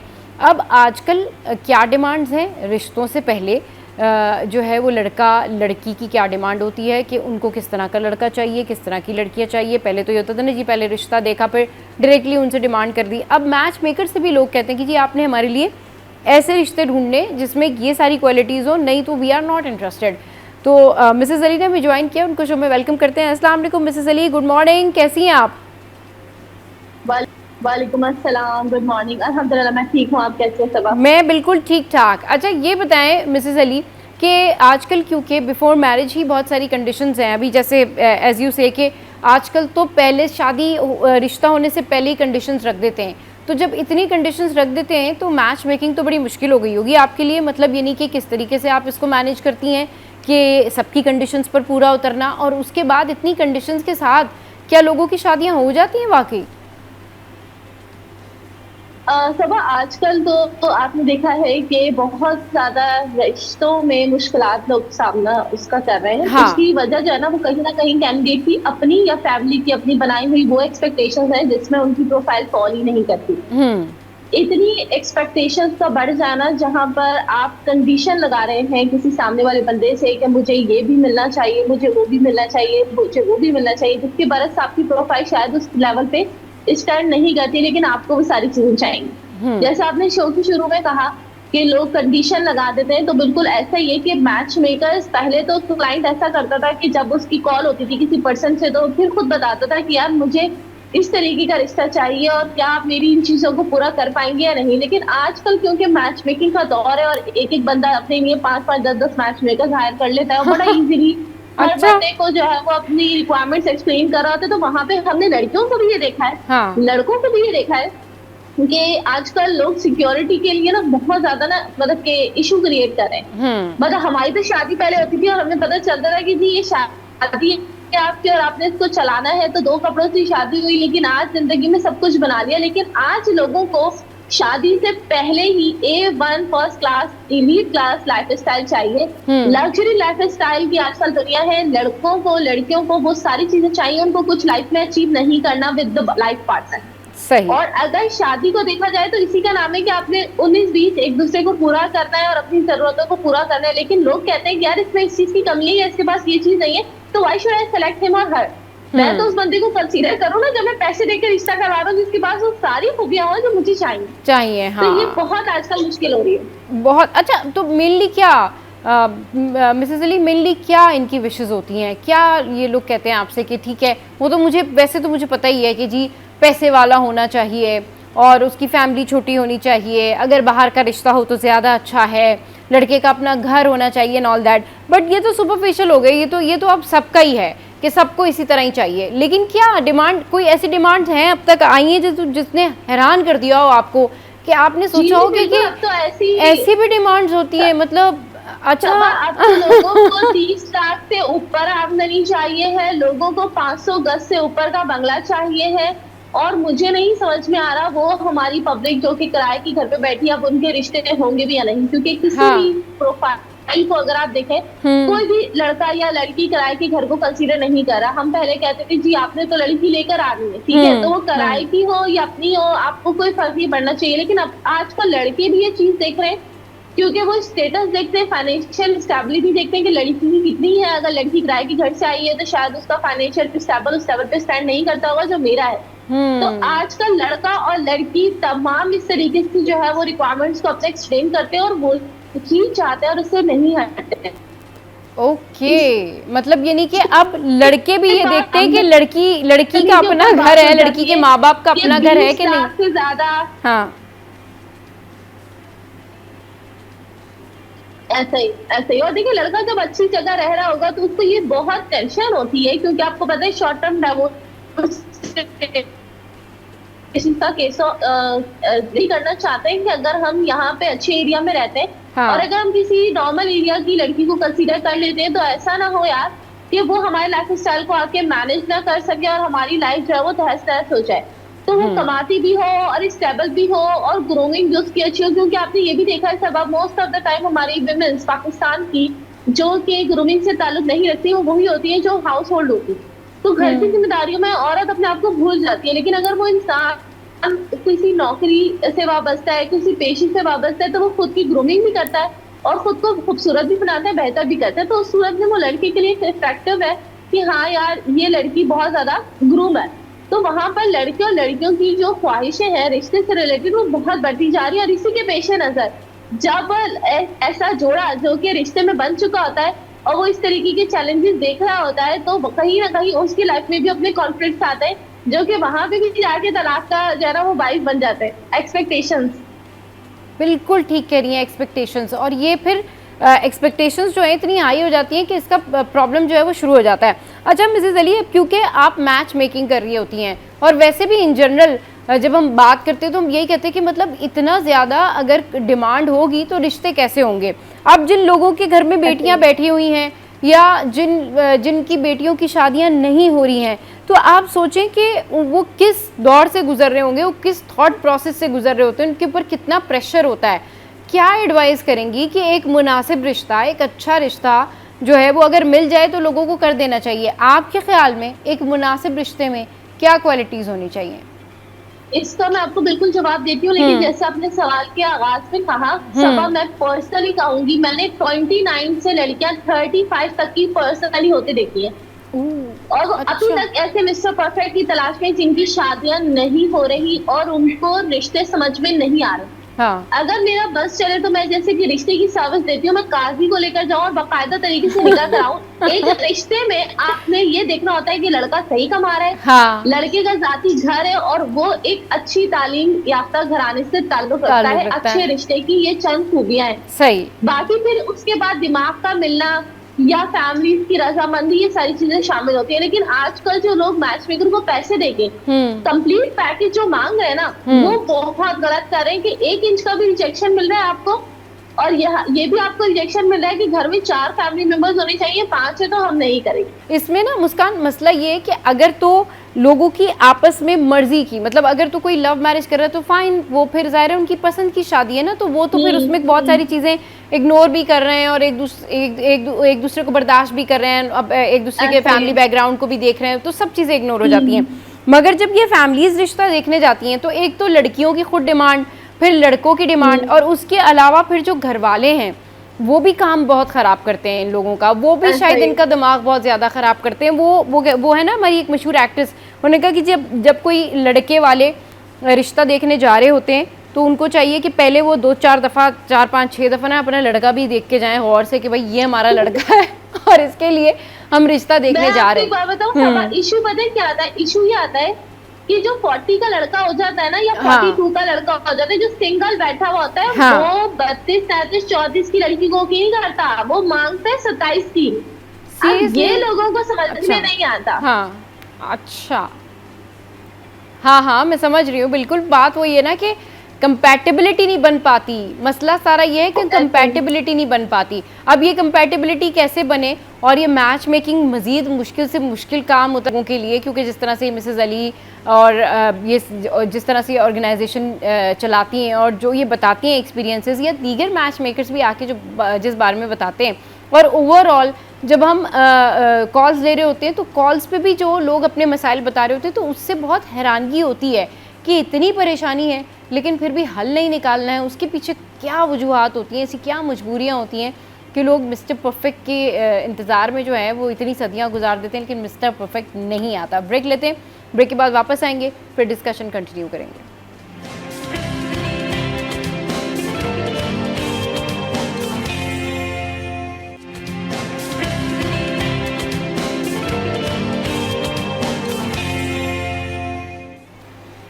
Welcome back. तो भाई हम बात कर रहे हैं मिस्टर परफेक्ट की, या हम बात कर रहे हैं एक परफेक्ट लड़की की जो लोगों को रिश्ते के लिए चाहिए होती है, लेकिन ये लोग कहाँ होते हैं, ये मिसेस अली से पूछ लेते हैं। मिसेस अली, ये बताइए कि हम इस बारे में सेवरल टाइम्स बात कर चुके हैं कि ये जो मिस्टर परफेक्ट है, ये जो मिस परफेक्ट हैं, ये कहाँ होती हैं और किन लोगों को मिलती हैं? हुए हैं ऐसे रिश्ते बिल्कुल 100% परफेक्शन वाले? देखिए 100% परफेक्शन वाले रिश्ते वहां पे हो जाते हैं जहाँ पर हर बंदा कहीं ना कहीं अपनी रिक्वायरमेंट्स को एडजस्ट करता है और वो बिल्कुल उसके ऊपर फुल स्टॉप नहीं एडजस्ट लगाता। करता है ना, लोग एडजस्ट ही तो नहीं करना चाह रहे ना, यही तो मैं कह रही हूँ। हाँ फ्लेक्सिबल है। अब हाँ आप ये देखें, अभी पिछले हफ्ते की बात है, हमारे एक 45 के कैंडिडेट थे, वो शॉर्ट टर्म डाइवोर्स केस था उनका, लेकिन उनका जो रिश्ता हुआ वो 33 की लड़की से हुआ, वो सिंगल थी। अब उस सिंगल लड़की ने क्या देखा, ये 45 का है लेकिन डाइवोर्स है, बच्चे नहीं है, मैं कंसीडर करती हूँ, ठीक है। उसके लिए ये चार्म था कि यार एक एज डिफरेंस अच्छा मिल रहा है और मुझे सिंगल लड़की मिल रही है, उसने सोचा यार मेरे लिए अच्छा है, और वहां पे लड़की पढ़ी लिखी भी थी ज्यादा, ठीक है। तो इंसान कहीं ना कहीं चीजों को लेके चलता है। कहाँ हम साहब को 40 के ऑप्शन मिल रहे थे, डाइवोर्स खातून के 38 के मिल रहे थे, तो उनको एक अच्छा एज डिफरेंस मिला। देखिए कहीं ना कहीं लोग रिक्वायरमेंट को जब पढ़ते हैं ना, प्रोफाइल को पढ़ते हैं, वहां पर ना बिल्कुल सही बिल्कुल फैसला लेने पे आ जाते हैं। लेकिन हमारी गाइडलाइन होती है कि आप मुलाकात करके देखें, आप बैठें आपस में और फिर देखें कि आपके दिमाग मिल रहे या नहीं मिल रहे। लेकिन यहाँ पर वो जो हमारे स्क्रॉलिंग और स्वैपिंग सिस्टम है ना, उसने जो लोगों का दिमाग है ना वो बहुत खराब करके रख दिया। इंसान को बिल्कुल आज पता है कि अगर वो 10 रिश्ते रिजेक्ट करेगा तो 20 उसके लिए पहले से मौजूद होंगे, कल कला को कोई ऐसी रिग्रेट वाला सीन नहीं। आज से पहले देखा जाए तो हम इतना रिग्रेट करते थे अपने रिलेशनशिप के ऊपर कि अगर हमारे पास एक रिश्ता अच्छा आता था और अगर हमने वो रिजेक्ट कर दिया तो हम बाद में 10 साल तक उसी रिश्ते को रो रहे हो। लेकिन आजकल की इतनी सारी डेटिंग एप्लीकेशंस हैं, मैट्रिमोनियल साइट्स हैं, हर जगह मैच मेकर्स बैठी हुई है कि ये रिग्रेट आपका साइन बिल्कुल खत्म हो गया है और इससे लोगों की एक्सपेक्टेशंस बढ़ती पे बढ़ती जा रही हैं। सही, बिल्कुल, और लोगों की एक्सपेक्टेशंस बढ़ती जा रही हैं और ये एक्सपेक्टेशंस जो हैं कहीं ना कहीं नुकसान का बायस भी बन रही हैं। तो ज़रा ये बताएं कि एक अच्छा रिश्ता करने के लिए, एक एवरेज रिश्ता करने के लिए जो लोगों के लिए बेहतर हो, क्या रिक्वायरमेंट्स होती हैं, लोग आपको क्या बताते हैं, और किन फैमिलीज़ के घर के, ज़ाहिर आपने बेटे बेटियों के रिश्ते कराए होंगे, तो फैमिली टू फैमिली जो आपके पास आती हैं, आप पे ट्रस्ट करती हैं, या आप उनके मतलब ख़ानदानों में जिस तरह से आप मैच मेकिंग करती हैं, तो वो जो रिश्ते होते हैं, जो मुनासिब रिश्ते होते हैं, जिसको हम कह सकते हैं अच्छे रिश्ते होते हैं, वो क्या उनकी रिक्वायरमेंट होती है, वो किन बातों पे एग्री कर जाते हैं? मैं आपको सबसे पहले बताऊं बड़ा नुकसान क्या है। यहाँ पर जो 35, 36, 37 की लड़की शादी कर रही है ना, उसको आगे बहुत ज्यादा प्रॉब्लम आता है माँ बनने में ना, ठीक है। और फिर वो बच्चे आपके सफर करते हैं कि जब आप 40 में माँ बनती है तो आप बच्चों के एजुकेशन, उनका फ्यूचर, उनको फर्दर ग्रो आप जो करते हैं ना इंडिविजुअली, जो 20 साल की माँ कर सकती है वो 40 साल की माँ नहीं कर सकती। तो यहाँ पे तो आपकी सोसाइटी वैसे बहुत ज्यादा सफर कर रही है, ठीक है। फिर इसके चलते लड़कियां जब मेडिसिन पे आ जाती है तो वो पता नहीं किस किस तरीके की मेडिसिन होती है जिससे आपके बहुत ज्यादा साइकोलॉजिकल और आपके बिहेवियर में बहुत ज्यादा चेंज आता है। वहां पर जो आपके रिश्ते वो मुतासिर होते हैं, खासतौर पर आपका हस्बैंड, और अगर आप ज्वाइंट फैमिली सिस्टम में रह रहे हैं वो भी। अच्छा, इसी के पेश नजर जो आपने कहा अच्छे रिश्ते में, तो देखें एक मुनासिब लड़की या लड़का साबित हो सकता है कि वो अच्छा है, लेकिन यहाँ पर आजकल सोशल मीडिया की वजह से लोगों को उनकी रंगत पे, उनके खूबसूरती पर, उनके नैन नक्श पे बहुत गाइड किया जा रहा है। मतलब अगर किसी 45 के बंदे ने हेयर डाई नहीं किया हुआ तो उसको रिश्ते में ये रिजेक्शन मिल रही है कि यार ये तो ग्रूम नहीं है, ठीक है। क्यों? क्योंकि इसने हेयर डाई नहीं किया हुआ। अच्छा। और इन सारी चीजों को मैं पर्सनली अभी से नहीं, काफी अर्से से फेस करती आ रही हूँ। हाँ। जब भी मैं ग्रूमिंग भी अपने क्लाइंट्स को प्रोवाइड कर देती हूँ, क्योंकि मुझे पता होता है मेरे क्लाइंट एक आ रहा है हाई एक्सपेक्टेशन से, चल भाई तू रिजेक्शन होने से बेहतर एक डाई ले, ठीक है। तो ये सारी जो हाई एक्सपेक्टेशंस है क्लाइंट्स की, या छोटी छोटी बातों को खुद फिक्स नहीं करना, उनको वो एक ऐसा पैकेज चाहिए जहाँ पे क्लाइंट बना बनाया फिक्स आ रहा हो। हम कहते हैं यार आपने एक रिश्ते में जुड़ने जा रहे हैं, आप अपने होने वाले शौहर से ये तो ख्वाहिश कर सकते हैं कि देखें आपने वजन कम करना है अपना शादी से पहले, आपने हेयर डाई करना है, या आपने कोई बहुत चीजें अपनी जो मुनासिब नहीं लग रही है उनको चेंज कर ले, ठीक है। या कुछ चीजों को नजरअंदाज भी किया जा सकता है। लेकिन हमारे पास क्लाइंट ये छोटी मोटी रिजेक्शन दे देता है कि जी इसकी तो तोड़ निकली हुई है, ये तो बाल डाई नहीं करा हुआ, इसने तो अपनी शेव नहीं बनाई हुई। मतलब वो पिक्चर कहीं की भी हो सकती है, लेकिन उस बंदी को एक परफेक्ट मैच चाहिए। और खास तौर पे ना ये लड़कियां और लड़के फैमिली तो फिर पीछे होते हैं, लेकिन आजकल के रिश्तों में कैंडिडेट्स फ्रंट पे आ गए, फैमिलीज बैक पे आ गई है। पहले फैमिलीज फ्रंट पे होती थी, लेकिन अब कैंडिडेट फ्रंट्स पे होते हैं और फैमिलीज बैक पे होती हैं। हाँ। और फिर इतनी ज्यादा रिजेक्शन, कैंडिडेट चुनी चुनी सी चीजों को निकाल के, जो हमें हंसी आती है कि यार ये बोलने वाली बातें नहीं है, लेकिन उसके बावजूद भी क्लाइंट जो है वो नहीं सुनता। सही। अच्छा, अब जिस तरह से आपने लुक्स मैटर, मतलब अगर लोगों के लिए लुक्स इतनी ही मैटर करती है तो फिर बात वही है ना कि लुक्स तो किसी की, मतलब देखें अल्लाह ताला ने तो सबको ही खूबसूरत बनाया है, लेकिन असल चीज़ तो तरबियत है, तालीम है।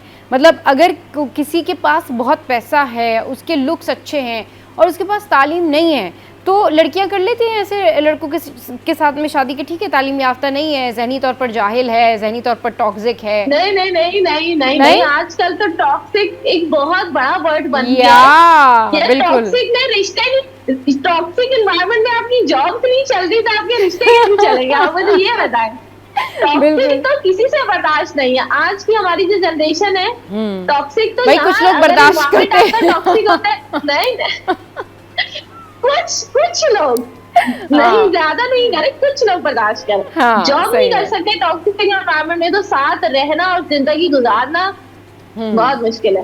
बिल्कुल सही। क्योंकि अच्छा, ये जो आपने टॉक्सिक का वर्ड यूज़ किया ना, ये मैंने कहा कि नहीं, अगर ठीक है वो अगर जहनी तौर पर उनकी तरबियत नहीं हुई भी, अगर उनके अंदर बर्दाश्त सब्र नहीं है तो लड़कियां नहीं करती। ये भी मुस्कान एक बहुत बड़ा जो है ना वो पॉइंट है कि लड़कियां कहती हैं जी उनकी जो मेंटल कंडीशन है वो ठीक होनी चाहिए, या लड़के कहते हैं लड़कियों की जो मेंटली कंडीशन है ना वो ठीक होनी चाहिए। उनको जो है वो हैप्पी गो लकी होना चाहिए, उनको जो है उसी तरीके से पॉजिटिव होना चाहिए जैसे हम पॉजिटिव हैं। टॉक्सिसिटी नहीं होनी चाहिए, नेगेटिविटी नहीं होनी चाहिए। तो आजकल ये भी बहुत ज़्यादा सिनेरियो है।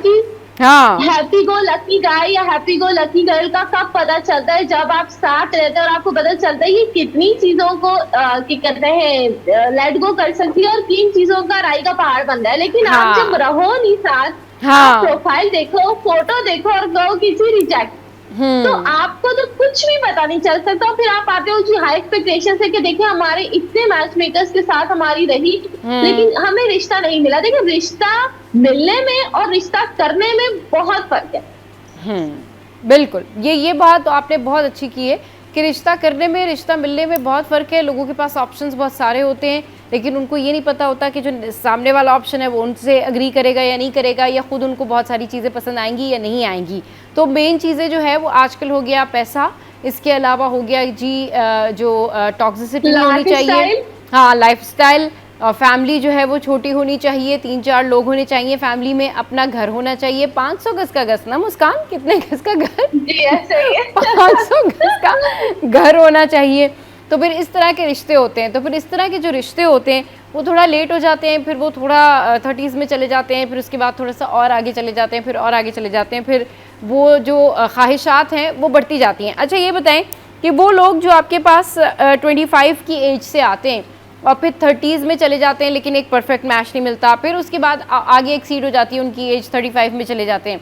35 में थॉट्स चेंज होते हैं उनके, वो थोड़ा सोचते हैं कि नहीं चलो जी ठीक है अब तो एज थोड़ा ज्यादा होगी तो लेट्स कॉम्प्रोमाइज। नहीं सबा, यही तो मेन इशू है। देखो भी मेरे पास एक परसों कॉल आई शाहबाद की, वो वालदा थी, उन्होंने कहा कि मेरी बच्ची जो है ना वो तकरीबन 9 साल से रिश्ता देख रही है। ठीक है, टू बी ऑनेस्ट 9 साल से जो वो रिश्ता देख रही है, तो उसने अपनी उम्र जो है वो 31 से स्टार्ट की थी, आज वो 40 की हो गई है। लेकिन उसकी जो रिक्वायरमेंट है वो वही हैंडसम लड़के की है। वो उसको सिंगल भी चाहिए, उसको एजुकेटेड ही चाहिए, उसको हाई इनकम ही चाहिए। तो रिक्वायरमेंट्स, अच्छा फिर ये होता है ना कि जब लड़की 31 साल में शायद 1 लाख रुपए कमा रही होगी, लेकिन अब वो 40 साल में जब 5 लाख रुपए कमा रही है तो उसको 31 साल में 5 लाख कमाने वाला चाहिए था, लेकिन आज वो खुद 5 लाख कमा रही है तो उसको 20 लाख कमाने वाला चाहिए। अरे तो रिक्वायरमेंट्स कम कह रही हो ना, वो कम नहीं होती, वो बल्कि और बढ़ जाती है। अच्छा, यानी कि फाइनेंशियल रिक्वायरमेंट बढ़ जाती है, वक्त के साथ बढ़ रहा है।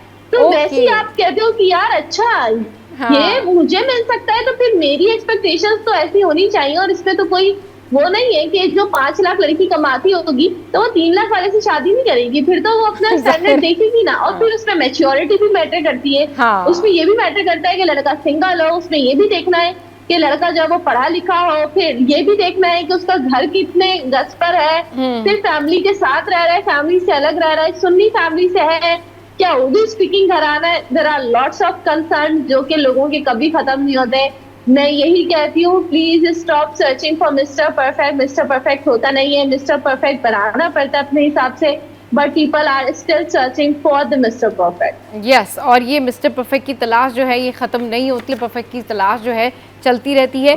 बात सारी ये है कि भाई ये आपने अपने फैमिली में अपने आप से, अपने दिल से मशवरा करना होता है, ख़ुद आपने अपने अपने सर्कमस्टांसेस देखने होते हैं और फिर आपने ये रिश्ते करने होते हैं। Thank you very much Muskan for your precious time.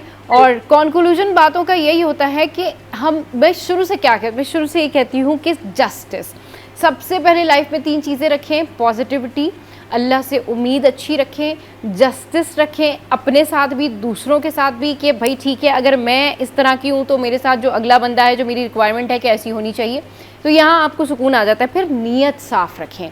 बदनीयती से कोई भी काम अगर आप कर रहे हैं, किसी भी काम को आप कर रहे हैं बदनीयती से, अगर आप खाना भी बना रहे हैं ना, उसमें भी टेस्ट नहीं आएगा। अगर आप ये सोच रहे हैं ना नहीं ये खाना जो है वो 4 लोग खाएंगे और एक कोई नहीं खाएगा जो आपको पसंद नहीं है, तो यकीन करें अल्लाह उसमें से बरकत उठा लेते हैं। तो आप चाहते हैं आपकी ज़िंदगी में बरकत होना, तो इक्वालिटी के साथ रहें, बदनीयती दूर करें। अल्लाह ताला आपके लिए अच्छे रिश्ते ज़रूर भेजेंगे और आपकी जो कंपैटिबिलिटी है उसको पूरी करने वाले भी अल्लाह ताला ही हैं कि वो आपका एक अच्छा मैच भेजते हैं। लेकिन ये बात ठीक है कि 100% मैच किसी का भी नहीं हो सकता, 100% परफेक्ट कोई भी नहीं हो सकता। लोग हमेशा अपनी लाइफ में अपने आप को बेहतर करने की कोशिश करते हैं, अपने लाइफस्टाइल को बेहतर करने की कोशिश करते हैं और यही ज़िंदगी का नाम है। ब्रेक लेते हैं, ब्रेक के बाद वापस आएंगे, फिर एक और ज़बरदस्त टॉपिक है जो हम डिस्कस करेंगे। Stay with us.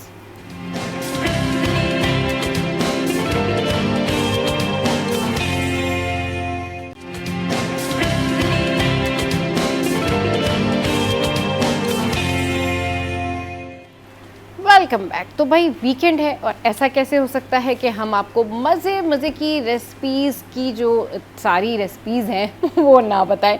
ये तो बड़ा ज़रूरी है क्योंकि वीकेंड पे आपके लिए बड़ा ज़रूरी होता है कि आप अपनी फैमिलीज़ के लिए अच्छे अच्छे खाने बनाएं, आप अपने घर वालों को अच्छे अच्छे खाने खिलाएं और इसके अलावा कुछ सीखें भी। ये जो रेसिपीज़ हम आपको बताते हैं ना, ये सिर्फ इसलिए नहीं होती है कि आपने इनको सुन लिया, आप इनको ज़रूर घर पे ट्राई करें। ज़रूर आप ये देखें कि आप किसी चीज़ को फॉलो करके कितना अच्छा बना सकते हैं। अच्छा, अब ये जो रेसिपीज़ हैं इनमें बहुत सारी ऐसी रेसिपीज़ होती हैं जो कि पुरानी रेसिपीज़ होती हैं, नानी दादी के टाइम की भी रेसिपीज़ होती हैं और उनके अंदर कुछ हैक्स भी होते हैं, कुछ ऐसी चीज़ें भी ऐड ऑन करती हैं हमारे शेफ्स जो कि आपके लिए बहुत फ़ायदेमंद होते हैं, स्पेशली उनके लिए जो न्यू अभी कुकिंग करना सीख रहे हैं, तो उनके लिए तो ये सारी चीज़ें बहुत फ़ायदेमंद होती हैं। और आज क्योंकि वीकेंड है और इस वीकेंड के ऊपर मैं चाहती हूँ कि आप सिटी एट 10 से ये रेसिपी सीख के अपने घर वालों के लिए मज़े की डिशेस बनाएं। इस पर बात करने के लिए हमारे साथ जो हैं वो बुशरा राजपूत मौजूद हैं, कुकिंग एक्सपर्ट, ज़बरदस्त तरीके से खाने बनाती हैं। शो में उनको वेलकम करते हैं। अस्सलाम वालेकुम बुशरा, कैसी हैं आप? ठीक ठाक हैं? वालेकुम अस्सलाम, मैं बिल्कुल ठीक हूँ, आप बताएं आप कैसी हैं? मैं बिल्कुल ठीक ठाक। अच्छा बुशरा, अभी जब हम ब्रेक पे थे ना तो मैं अभी एक इंस्टा पे सर्च करी थी, एक खातून की रील आई और वो मशकलियों का जिक्र कर रही थी, तो सडन मेरे जहन में आया कि अभी जो है वो बुशरा हमारी कुकिंग एक्सपर्ट अभी ब्रेक के बाद हमें ज्वाइन करेंगी और वो कह रही थी जी ये कॉम्बो होता है दालों का और ये कॉम्बो होता है गोश्त का एंड ऑल दैट। तो इस तरह की बहुत सारी पुरानी डिशेज़ होती हैं जो कि जब आप रील्स देख रहे होते हैं या सोशल मीडिया सर्च कर रहे होते हैं तो आपके जहन में आ जाती हैं। आपके जहन में आज कोई ऐसी डिश है जो आप हमें बताएं, थोड़ा सा हम फ्लैशबैक में चले जाएं और लोग इस वीकेंड पे एंजॉय करें और अपने ग्रेट ग्रैंड्स को याद भी करें कि जी ये ज़बरदस्त डिश जो है हमें बुशरा ने बताई थी। कोई ऐसी डिश है आपके जहन में जिसकी रेसिपी आप हमारे साथ में शेयर कर सकें? रोटियों का सालन है जो कि मैं शेयर करना चाह रही थी आपसे, लेफ्ट ओवर रोटी से। श्योर, तो बहुत अच्छी बात है। लोग बनाते भी होंगे, हाँ बिल्कुल, बहुत सारे लोग बनाते भी होंगे। अब लेफ्ट ओवर सबके फ्रिज में होते हैं और सबकी कोशिश होती है वीकेंड जब आ रहा हो ना तो हम कम से कम कुकिंग करें, या तो टेक आउट होता है या फिर हम फ्रिज का सारा निकाल के सामान यूज कर रहे होते हैं। तो रोटियों का सालन है जिसे बहुत सारे लोग अपनी अपनी जबान में बहुत अलग अलग नेम से बुलाते हैं, लेकिन मैं आपको बताती हूँ घर में जो भी आपके पास रोटी हो, चाहे वो तंदूर की हो या घर की बनी हुई हो, आपने सबसे छोटे बाइट साइज में जो है वो तोड़ के रख देना है। ऑयल गरम करें, उसमें टमाटर का मसाला बना लें, नॉर्मल जिस तरह बनता है, नमक, लाल मिर्च, हल्दी से, वो आप बनाएं लेकिन थोड़ा स्पाइसी रखिएगा। उसमें आप रोटी के टुकड़े डालें, अगर आलू डालना है तो आप आलू डाल सकते हैं। बहुत सारे लोग चने भी डालते हैं, मेरे फादर को पर्सनली चने बहुत पसंद है तो वो चने भी डालते हैं। बॉइल्ड चने डालिएगा और उसको आप दम पे रख लें थोड़ा सा पानी डाल के। थोड़ी देर बाद आप जब उसे देखेंगे तो वो एक रोटियों का सालन रेडी होता है। आपको स्पून से खाना होता है, आपको चाट मसाला, लेमन, हरी मिर्चें, ये सब साथ सर्व करनी है। इससे बेहतरीन खाना और कोई नहीं हो सकता।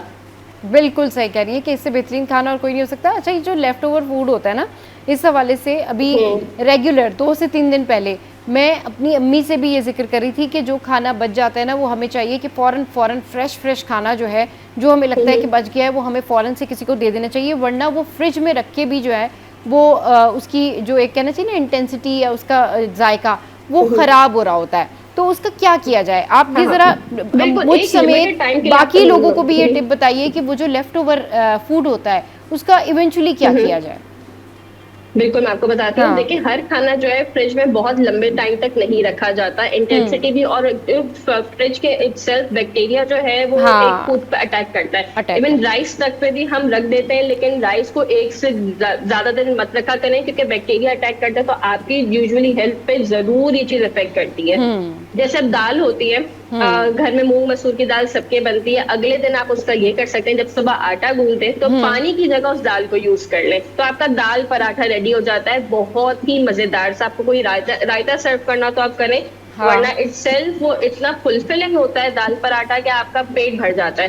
तो दाल को आप इस तरह हमेशा से यूटिलाइज कर सकते हैं। आटा गूंदते वक्त वो आप उसको मिक्स कर दाल डाल देंगे। अच्छा, हाँ, बिल्कुल बिल्कुल। हाँ। सही। अब एक और भी चीज है कि आपको कुछ थोड़ा सा फैंसी खाना है और फिर भी आपको ऐसा होता है कि दाल ही तो है, तो आप दाल का सूप रेडी कर सकते हैं। बहुत हाई एंड रेस्टोरेंट्स पे जाते हैं जहाँ पे बहुत प्राइसी दाल सूप, लेंटिल सूप मिलता है। हाँ। तो आप लेंटिल सूप को जो है वो घर में भी इसी तरह रेडी कर सकते हैं। जो दाल बनी हुई है उसे आप ब्लेंड कर रहे हैं, बिल्कुल पोरिंग कंसिस्टेंसी वाला, उसमें आप सीजन करें, उससे नमक, काली मिर्च, और अगर मिक्स हर्ब डालें या ऑरिगेनो डालना है तो फिर उससे करें, और उसके बाद जो है आप उसे कुक करें।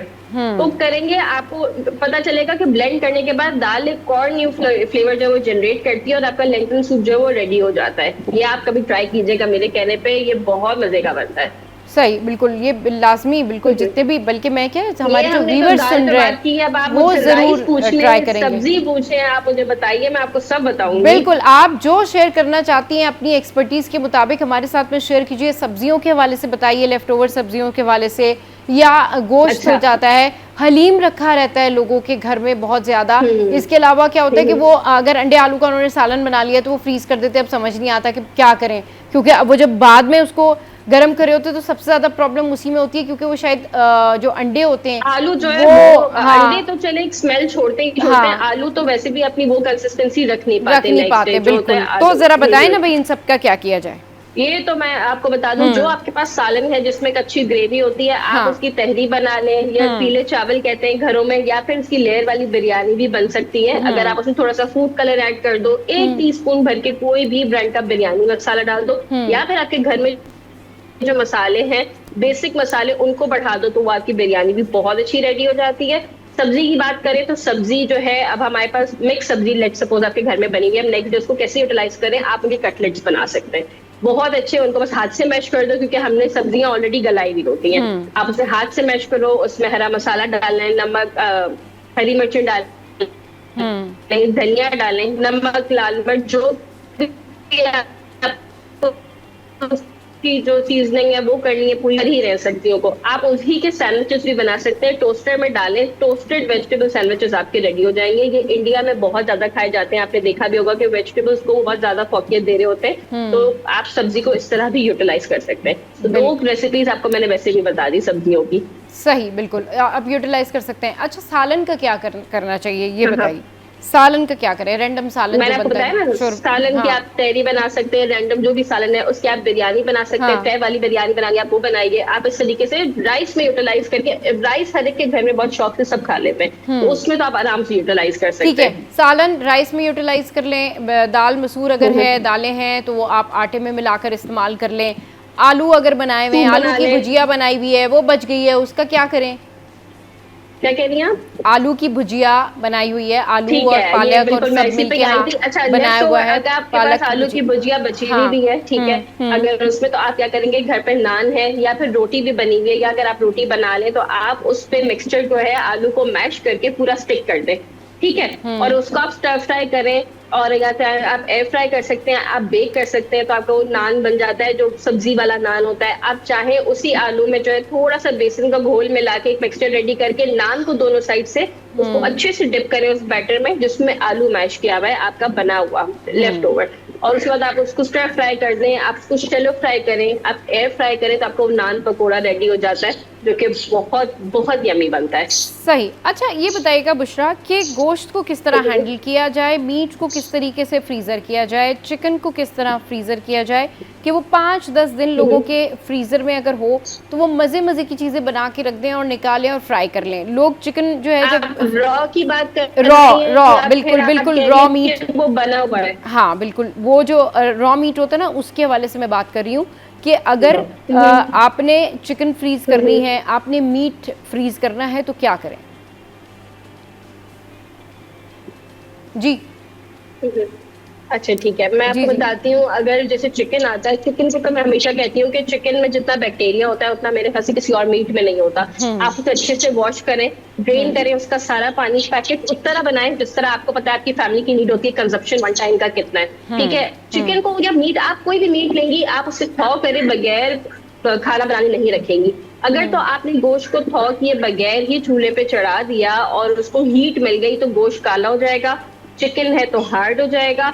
आपको रूम टेम्परेचर पे गोश्त को लाना है, वो कोई भी मीट हो, किसी भी टाइप का हो, आप शीप मीट लें, आप कैमल मीट लें, आप काउ मीट लें, आपको उसको रूम टेम्परेचर पे लाना है और उसके बाद ही कुक करेंगे। और एक टेम्परेचर होता है मीडियम टू हाई फ्लेम हर मीट का, ठीक है, ना लोएस्ट फ्लेम ना हाईएस्ट फ्लेम। अगर आप ये दोनों भी कर देंगे तो आपका गोश्त चूई बहुत होगा, और गोश्त जो काला हो जाता है उसका रीजन भी यही होता है कि हम उसे एक तो बिल्कुल जमा होता है, फिर उठा के हम उसे पतीली में डाल देते हैं, उसके बाद हम जो है जल्दी कुकिंग करना शुरू कर देते हैं। तो ये नहीं होता, मीडियम हाई फ्लेम होगा आपका कभी जल्दी, और उसका कलर भी अच्छा रहेगा और वो शदीद सॉफ्ट होगा। सही। चलिए ब्रेक लेते हैं, ब्रेक के बाद वापस आते हैं, फिर बात करेंगे किचन हैक्स के बारे में, रेसिपीज के बारे में, मज़े मज़े की बातें हो रही हैं, हमारे साथ रहिए।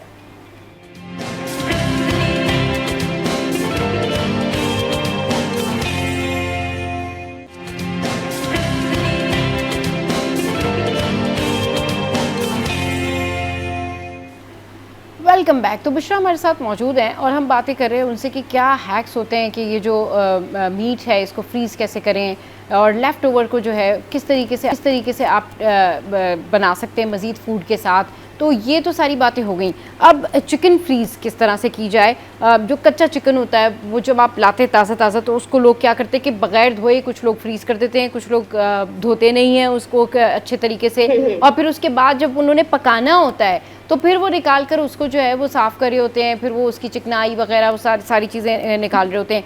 तरीका क्या है, फिर हम आगे जो है मज़ीद चीज़ों के ऊपर बात करेंगे बुशरा जी। अच्छा, मैंने अभी आपसे ब्रेक से पहले भी यही बताया था कि हम चिकन को किस तरह साफ करते हैं। मैंने अभी आपसे भी यही कहा था, आपका थोड़ा टाइम कंजप्शन जरूर है, बट आप जब चिकन लेकर आए, हाँ बिल्कुल, हीक जो रह जाती है ना उससे अच्छे से वॉश, बिल्कुल बिल्कुल। एक तो आप चिकन ले हमेशा छोटे साइज की, जितनी बड़े साइज की मुर्गी होगी वो गलेगी भी देर से, वो हार्ड भी बहुत ज्यादा होगी, उसमें जो नसें होती हैं वो भी ज्यादा होंगी, और उस गोश्त में हीक होती है। कोशिश करें छोटे से छोटी मुर्गी लिया करें, विदिन अ केजी का जो वेट होता है उस केजी की आप मुर्गी लिया करें, घर पे लाएं, उसको साफ सुथरा करके पानी प्रॉपर ड्रेन करके और फिर उसके पैकेट्स बना के रखें, जितने आपके घर की वन टाइम की कंजप्शन है उस लिहाज से आप रखा करें, ठीक है। अब इससे क्या होगा, टाइम सेव आपने अभी तो कर लिया, थोड़ा सा टाइम लगा लिया, लेकिन अब जब आप कुकिंग कर रहे हैं आपको सिर्फ उस चिकन को थॉ करना है और उसके बाद कुकिंग करनी है। अब वरना हम वेट करते हैं, हम थॉ कब करेंगे, तो हम साफ करेंगे, साफ होगा तो हम कुकिंग करेंगे, वो फिर आपका टाइम टेकिंग होता है। इसका जो सबसे बेसिक टिप है, चिकन जो है वो हमेशा छोटे साइज की लिया करें, उसके बाद आपको कोई हीट कभी भी नहीं आएगी, ठीक है। और भुनाई अच्छी होनी चाहिए, वो तो फिर हम कुकिंग पे जब आएंगे वो एक अलग बात हो जाती है, बट बेसिक टिप्स यही है। सही, बेसिक टिप यही है कि भुनाई आप अच्छी करें और ये चीज़ों का ध्यान रखें ताकि आपके खाने में टेस्ट आए। अच्छा, अब कुछ बात कर लेते हैं। हम इससे पहले जो है वो पहले वाले शोज़ में बात कर रहे थे शामी कबाब के हवाले से। अब बात करते हैं रिश्तेदार कबाब जो होता है, जो चपली कबाब होता है, जो मज़े के कबाब होते हैं। लोग वीकेंड पे भी चाहेंगे कि भाई मौसम इतना अच्छा है कराची का, तो इस वीकेंड पे भी चाय के साथ जो है वो कबाब खाए जाएं। तो चपली कबाब बनाने की कोई रेसिपी है तो बताएं, या आपको आपकी इससे बेहतर कोई एक्सपर्टी है किसी चीज़ में तो वो ज़रूर शेयर कीजिए कबाब्स में। अच्छा, मैं जो हूँ आजकल अपने इंस्टाग्राम वगैरह की रील्स पे भी शामी कबाब की वीडियोस बहुत शेयर करी, क्योंकि अच्छा। मौसम इतना अच्छा हो गया है, चाय के हाँ साथ तो आपको मिल जाता है वाकई। कि शामी कबाब। हाँ। इसका है कि ये गोश्त के बड़े बड़े पीस लेने हैं आपने, ताकि आप जब उसका रेशा भी कर रहे हो तो ये ना कीमा नहीं लेते। कीमा अगर लेना है ले सकते हैं, ठीक है, मैं ये नहीं कहूंगी जिसके घर पास कीमा है वो नहीं बना सकता, लेकिन जिसको रेशेदार कबाब बनाने हैं उसको गोश्त के मीट के बड़े पीस लेने हैं, चाहे आप चिकन के बनाए या बीफ के जो है मैं ज्यादा आपको प्रेफर करूंगी। उसमें आप जब दाल डालें चने की, जितना गोश्त है उससे थोड़ी सी कम दाल डालिएगा, उसके बाद उसमें हरा मसाला डालना है, उस वक्त डालना है तो डालें, वरना फिर जब हम बना रहे होते हैं साबित गरम मसाले डालने तो उसकी पोटली बना के डालें। उससे क्या होगा, जब आप रेशेदार कबाब को पीस रहे होते हैं, हाथ से पीस रहे होते हैं, तो फिर वो मसाले जो है ना वो तंग करते हैं वरना मुंह में भी आते हैं। कोशिश करें पोटली बना के डालें।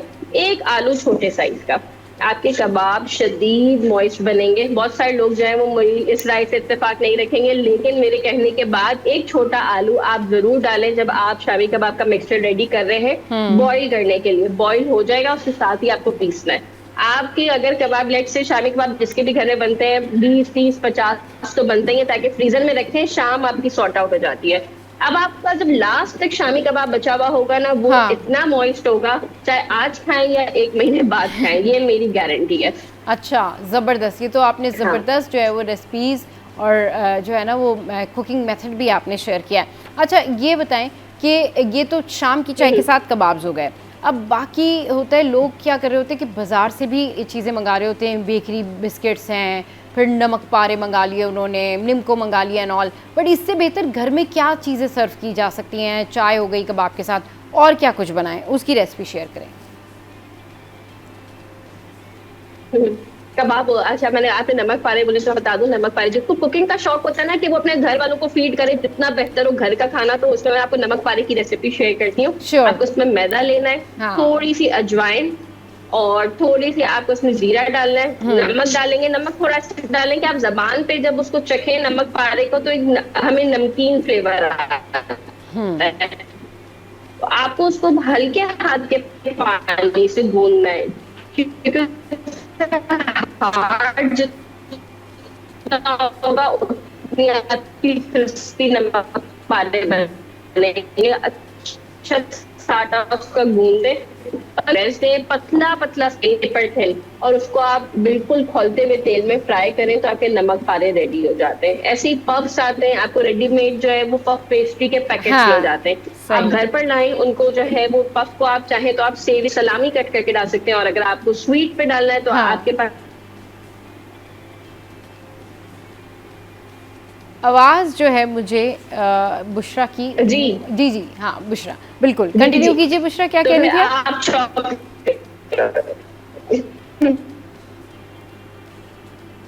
चलें जी, बुशरा से फिर से रिकनेक्ट करते हैं और फिर बुशरा जब हमसे रिकनेक्ट हो जाएंगी तो फिर हम उनसे बात करने की कोशिश करेंगे। मज़े मज़े की रेसिपीज़ जो हैं वो बुशरा हमारे साथ में शेयर कर रही हैं। ये मौसम है कबाब्स का, ये मौसम है चाय का, क्योंकि कराची का मौसम बेहतर हो गया है और इससे पहले कि दोबारा से मौसम जो है वो गर्मी की तरफ चला जाए, धूप आना शुरू हो जाए या बहुत ज़्यादा उसी तरीके से एग्जॉस्ट हो जाए, तो पहले जो है ना अच्छी अच्छी रेसिपीज़ आप इस वीकेंड पे ज़रूर ट्राई कर लें। अच्छा बुशरा, जिस तरह से आप नमक पारे की रेसिपी के हवाले से मैं बता रही हैं, मज़ीद रेसिपीज़ हमारे साथ में शेयर कीजिए कि लाइटर रेसिपीज़ कौन सी होती है जो चाय के साथ आप फ्राई कर सकते हैं। जैसे कि पापड़ लोगों को बड़े पसंद होते हैं, पापड़ फ्राई कर लिए, यानी चले फ्राइज, पोटैटो फ्राइज तो ये होता है ना कि कुछ लोग अपने वेट गेन की वजह से, डाइटिंग की वजह से नहीं खा रहे होते, but in general sweet potato fries बनाए, शकरकंदी जो होती है उसके बनाए। सही, बिल्कुल। तो ये रेसिपीज हमारे साथ में शेयर कीजिए। आप शकरकंदी को लीजिए, अच्छे से वॉश कीजिए, ठीक है। अब आप उसे खौलते हुए पानी में 8 to 10 मिनट्स के लिए ब्लांच करेंगे। ब्लांचिंग क्या होती है कि आप जब उसको तोड़े उसके पीस को, तो जैसे हम एप्पल को कैसे स्लाइस करते हैं वैसे आप उसके वेजेस काटेंगे। वेजेस आप उसके तोड़ेंगे तो वो आपके हाथ से टूट जाए लेकिन गल ना जाए वो बिल्कुल। आप ब्लांच करके पानी को डिस्कार्ड करें और उसको थोड़ी देर रूम टेम्परेचर पे आने के बाद या तो बिल्कुल खौलते हुए तेल में फ्राई करें या फिर आप उससे एयर फ्राई कर सकती हैं। फिर उसके बाद आपको जो सीजनिंग उसमें ऐड करनी है आप ये करें कि आप नमक डालें, उसमें हल्का सा पेपर डालें और पेपरिका डालें, उसको टॉस करें, ऑरिगेनो डालें, तो आपके घर पे जो है वो स्वीट पोटैटो फ्राइज रेडी हो जाते हैं। जो अगर हेल्थ कॉन्शियस लोग हैं या फिर उसको हेल्दी कुछ ईटिंग करना चाहते हैं तो इस तरीके से वो ये ले सकते हैं स्वीट पोटैटो फ्राइज। और आपको ये पता है बहुत प्राइजी मिलते हैं, अगर आप मार्केट्स पे जाओ या फिर आप रेस्टोरेंट्स पे जाओ तो बहुत प्राइजी होती हैं ये चीजें। सही। अच्छा, आजकल ना हलीम भी लोग बहुत शौक से खाते हैं। इसके अलावा जो चना चाट होती है शाम में, वो भी शौक से खा रहे होते हैं लोग। तो वो बताएं उसका क्या कॉम्बो बनाया जा सकता है कि अगर किसी का दिल कर रहा है भाई हलीम भी हो, थोड़ी सी चना चाट भी हो, तो क्या करें वो, मतलब मिक्स करके कैसे बना सकते हैं? वो फिर मुश्किल होता है ना, थोड़ा पहले हलीम बना के रख लें। बिल्कुल, हलीम तो मैं कहती हूँ किसी के साथ क्या मिक्स करेंगे, आजकल लोग हलीम चावल का कॉम्बो, पुलाव का कॉम्बो इतना बन गया, बिल्कुल हलीम बिरयानी। हाँ बुशरा, मुझे याद है हलीम बिरयानी, ये मैंने देखा था और लोग बहुत शौक से खा रहे थे हलीम बिरयानी, और जो पकवान वाले हैं वो बना के उनको दे रहे थे। ये क्या कॉन्सेप्ट है वैसे हलीम बिरयानी का? ठीक है, आप जो है तय वाली बिरयानी बनाएं विदाउट एनी मीट। अगर आपको मीट भी डालना है तो आप मीट भी ऐड कर सकते हैं, लेकिन बिरयानी वो प्लेन बनती है। और या तो आप पुलाव बना लें, ठीक है, वो पुलाव भी बना लिया, थोड़ा जायका हो, नमक वमक उसमें प्रॉपर होना चाहिए। आप प्लेट बनाएं, थोड़े से राइस के ऊपर वो हलीम डाल के, फिर चाट मसाला डालें और फिर हलीम के सारे लवाजमात डालें। तो ये हलीम पुलाव, हलीम बिरयानी आजकल का नहीं है, तो पुराना कॉम्बो, लेकिन अब जाके ये जो है लोगों ने इतना वायरल कर दिया तो अब सबके सामने आया है और बहुत टेस्टी भी लगता है। बिल्कुल, बिफोर 3 to 4 months बैक ये बहुत ज्यादा ट्रेंडिंग में था हलीम बिरयानी एंड ऑल। लोग बहुत ज्यादा जो है वो बना रहे थे, और जो सोशल मीडिया पर आप रील देखें वो हलीम बिरयानी से रिलेटेड ही आ रही थी। बट आई डोंट नो कि जिन लोगों ने ट्राई किया उन लोगों को ये कैसा लगा। बिरयानी जो होती है ना बुशरा, वो बिरयानी की खासियत बिरयानी की ही होती है, मतलब आप बिरयानी की तौहीन मत करो, सीन हो जाता है। मसला सारा ये नहीं, अगर किसी को अच्छा लगता है कुछ मिक्स करके खाना तो फाइन इनफ, लेकिन बिरयानी की जो स्पेशलिटी है ना, और स्पेशली जो कराची की बिरयानी, जो 12 मसालों की बिरयानी जो मशहूर बिरयानी है, उसका मज़ा, उसका जायका अलग ही है। तो फिर बिरयानी की रेसिपी आप हमारे साथ में शेयर करें जो आप बनाती हैं स्पेशल बिरयानी, वो ज़रा बताएं कैसे बनाती हैं। अच्छा, मैं तो बिल्कुल लो कॉस्ट बिरयानी बनाती हूँ और मैं बहुत फेमस भी हूँ उस चीज को लेके कि जब टमाटो की प्राइसेस ऊपर चली जाएं या प्याज की प्राइसेस, प्याज की तो इतनी नहीं चाहती, खैर मैं फिर भी उसको अवॉइड करती हूँ। मैं क्या करती हूँ, एक ही कुकिंग पॉट लेती हूँ, उसमें ऑयल, आप चिकन डालें या मीट ऑफ योर चॉइस आप लें, उसमें आप जिंजर गार्लिक पेस्ट डालें, सारे खड़े गरम मसाले डालें जो घर में है। एक तो गरम मसाले का एक मिक्स भी बना हुआ होता है, वो आपने डाल देने, नमक, लाल मिर्च, हल्दी, ये आपने भर भर के डालना है। इसके अलावा कुछ भी नहीं डालना, जीरा पाउडर, धनिया पाउडर कुछ भी नहीं डालना। अच्छा। दही डालना है आपने, ठीक है। उसके बाद जो है आपने हरी मिर्चों का पेस्ट डालना है, की इंग्रेडिएंट है हरी मिर्चों का पेस्ट। ना इसमें प्याज जाएगी ना टमाटर जाएंगे, आपने इसको कुक करने रखना है। आलू डालने तो आलू डाल लीजिए, जब वो भुनाई पे आ जाए आप उससे पानी डालें और उसको ढक दें। 10 मिनट इतने दें कि आपके आलू जो है वो 80% डन हो जाए। राइस आपने अलग से जो है वो बिरयानी के लिए बॉईल होने रखे हुए होते हैं, वो बिरयानी के राइस आप उठाएं, साथ में स्ट्रेन करके उसके ऊपर डालना शुरू करें। हाँ, इस बिरयानी में जो है आप जो कोरमा बनाएंगे वो थोड़ा सा रनी होना चाहिए, जितना रनी होगा उतना अच्छा होगा। और उसके बाद जो है आप उसमें रंग डालना चाहें बिरयानी का वो डाल दें, लेकिन आपकी बिरयानी जो है ना वो ऐसी बनेगी कि मैं क्या बताऊं, बिल्कुल लगेगा कि आपने जो ना देगो वाली बिरयानी रेडी की हुई है। अरे वाह, जबरदस्त। क्योंकि अच्छा घर में ना वो टेस्ट नहीं आ पाता, इसकी क्या वजह है बुशरा? वैसे मतलब प्रोफेशनल शेफ बना रहे हैं तो ठीक है, टेस्टी है, मैं आपकी इस बात को अंडरस्टैंड करती हूँ। आप जो हम केटरिंग वाले बिरयानी बनाते हैं ना, उससे वो टमाटर प्याज वो इतने जतन नहीं करते जितने हम कर रहे होते हैं। बहुत इजी गो लेके चले, ये मेरी बिरयानी की रेसिपी अगर आप मेरे नाम से भी सर्च करेंगी आफ्टर दिस शो तो आप फैन हो जाएंगी। मतलब सब कहते हैं हम बनाते हैं तो घर वाले अप्रिशिएट करते हैं कि ये बाकी देग वाली बिरयानी है। अच्छा, नहीं तो क्या डिफरेंस, मतलब क्या डिफरेंस क्या आ जाता है घर में और बाहर के जो पकवानों वाली बिरयानी बनाने? प्याज लाल करके डालते हैं, हम टमाटर डालते हैं, हम टमाटर का मसाला तैयार करते हैं। बाहर इतना सब कुछ नहीं होता, बाहर बहुत लो कॉस्ट पे चीजें तैयार की जाती हैं, तभी आपको जो है वो टेस्ट आता है। और ऑयल ज्यादा रखना होता है, ठीक है। आपके की इंग्रेडिएंट है इसमें दही, ऑयल और हरी मिर्चों का पेस्ट। आपको ये चीजें आपके घर में है, आप बिरयानी, गोश्त तो हो गई, ठीक है, क्योंकि आप बिरयानी बना रहे हैं तो जिस तरीके का भी गोश्त, दही, ऑयल और आपने क्या बताया? और हरी मिर्चें, दही, ऑयल, हरी मिर्चों का पेस्ट और एक चीज, ये तीनों चीजें। इसके चिकन जो है आप यूज करें या बीफ यूज करें, ठीक है। उसके बाद आप देखेंगे आपको किसी टमाटर किसी प्याज की जरूरत नहीं है। मेरा ये शो जो भी देख रहा होगा, ये सेगमेंट आपका, जितने मेरे फॉलोअर्स हैं वो जरूर बताएंगे कि वो इस चीज से ट्राई करते हैं और वो बताते हैं कि ये कैसे बन गई ये बिल्कुल बाहर वाली बिरयानी।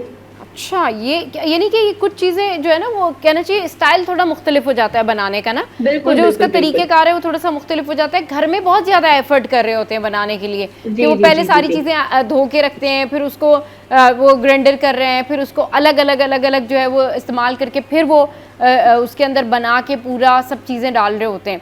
तो आप कह रही हैं कि बस सादा फार्मूला रखें, मतलब सादी सादी चीज़ें डाल दें और बिरयानी रेडी हो जाएगी अच्छी। So thank you very much Bushra for your time. और मज़े मज़े की बिरयानी जो है बुशरा ने हमारे साथ में रेसिपीज़ शेयर की हैं, और सबसे बेहतरीन जो थी वो शामी कबाब की रेसिपी थी। ज़रूर आपने ट्राई करना है घर पे और ज़रूर हमें बताना है कमेंट करके। हमारी सोशल साइट पर ब्रेक लेते हैं, ब्रेक के बाद वापस आएंगे।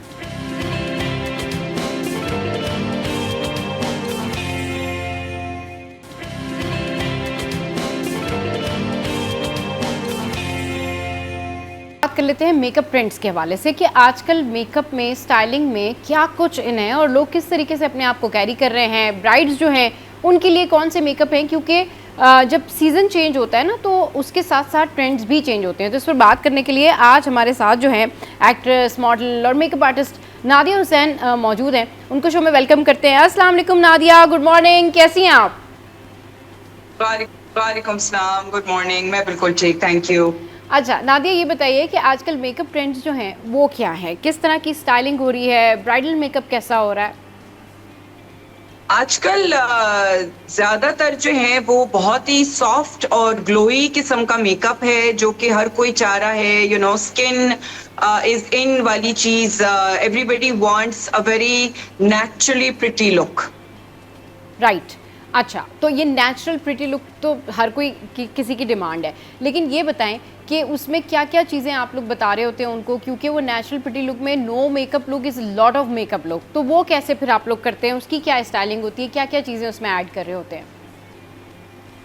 देखिए, मेकअप तो पूरा ही होता है, उसमें जाहिर है फाउंडेशन भी पूरा होता है, कॉन्टोरिंग भी करनी होती है, blush on, eyebrows, eye shadow, लेकिन it's not a lot, you know, मतलब कि उसको बहुत कम कम करते हैं और फीचर्स को इन्हांस करते हैं। तो जहाँ पे डिस्कलरेशन है अगर स्किन पे, तो जाहिर है फाउंडेशन उसको कवर करना है। जहाँ पे कॉन्टोरिंग की नीड है, जाहिर है उसको कॉन्टोरिंग तो करना है। ब्लश ऑन जो है वो थोड़ा सा ज्यादा रोजी पिंक ब्लश ऑन है। हाइलाइटर का बहुत ज्यादा इस्तेमाल है because you know that is something that really gives that very glowy look, and not too much of definition around the eyes, but you know enhancements हैं but not too much definition. Eyelashes भी बहुत minimal किस्म की हैं, छोटी size की, छोटे length की, और लिप कलर भी नेचुरल शेड्स के लिप कलर्स हैं, लाइक बेबी पिंक्स और बेज के टोन्स में, पीची टोन्स में। सो इस किस्म का जो मेकअप है वो थोड़ा सा ज्यादा आजकल इन है, जो कि एक्चुअली फिर हर चीज पे चल सकता है।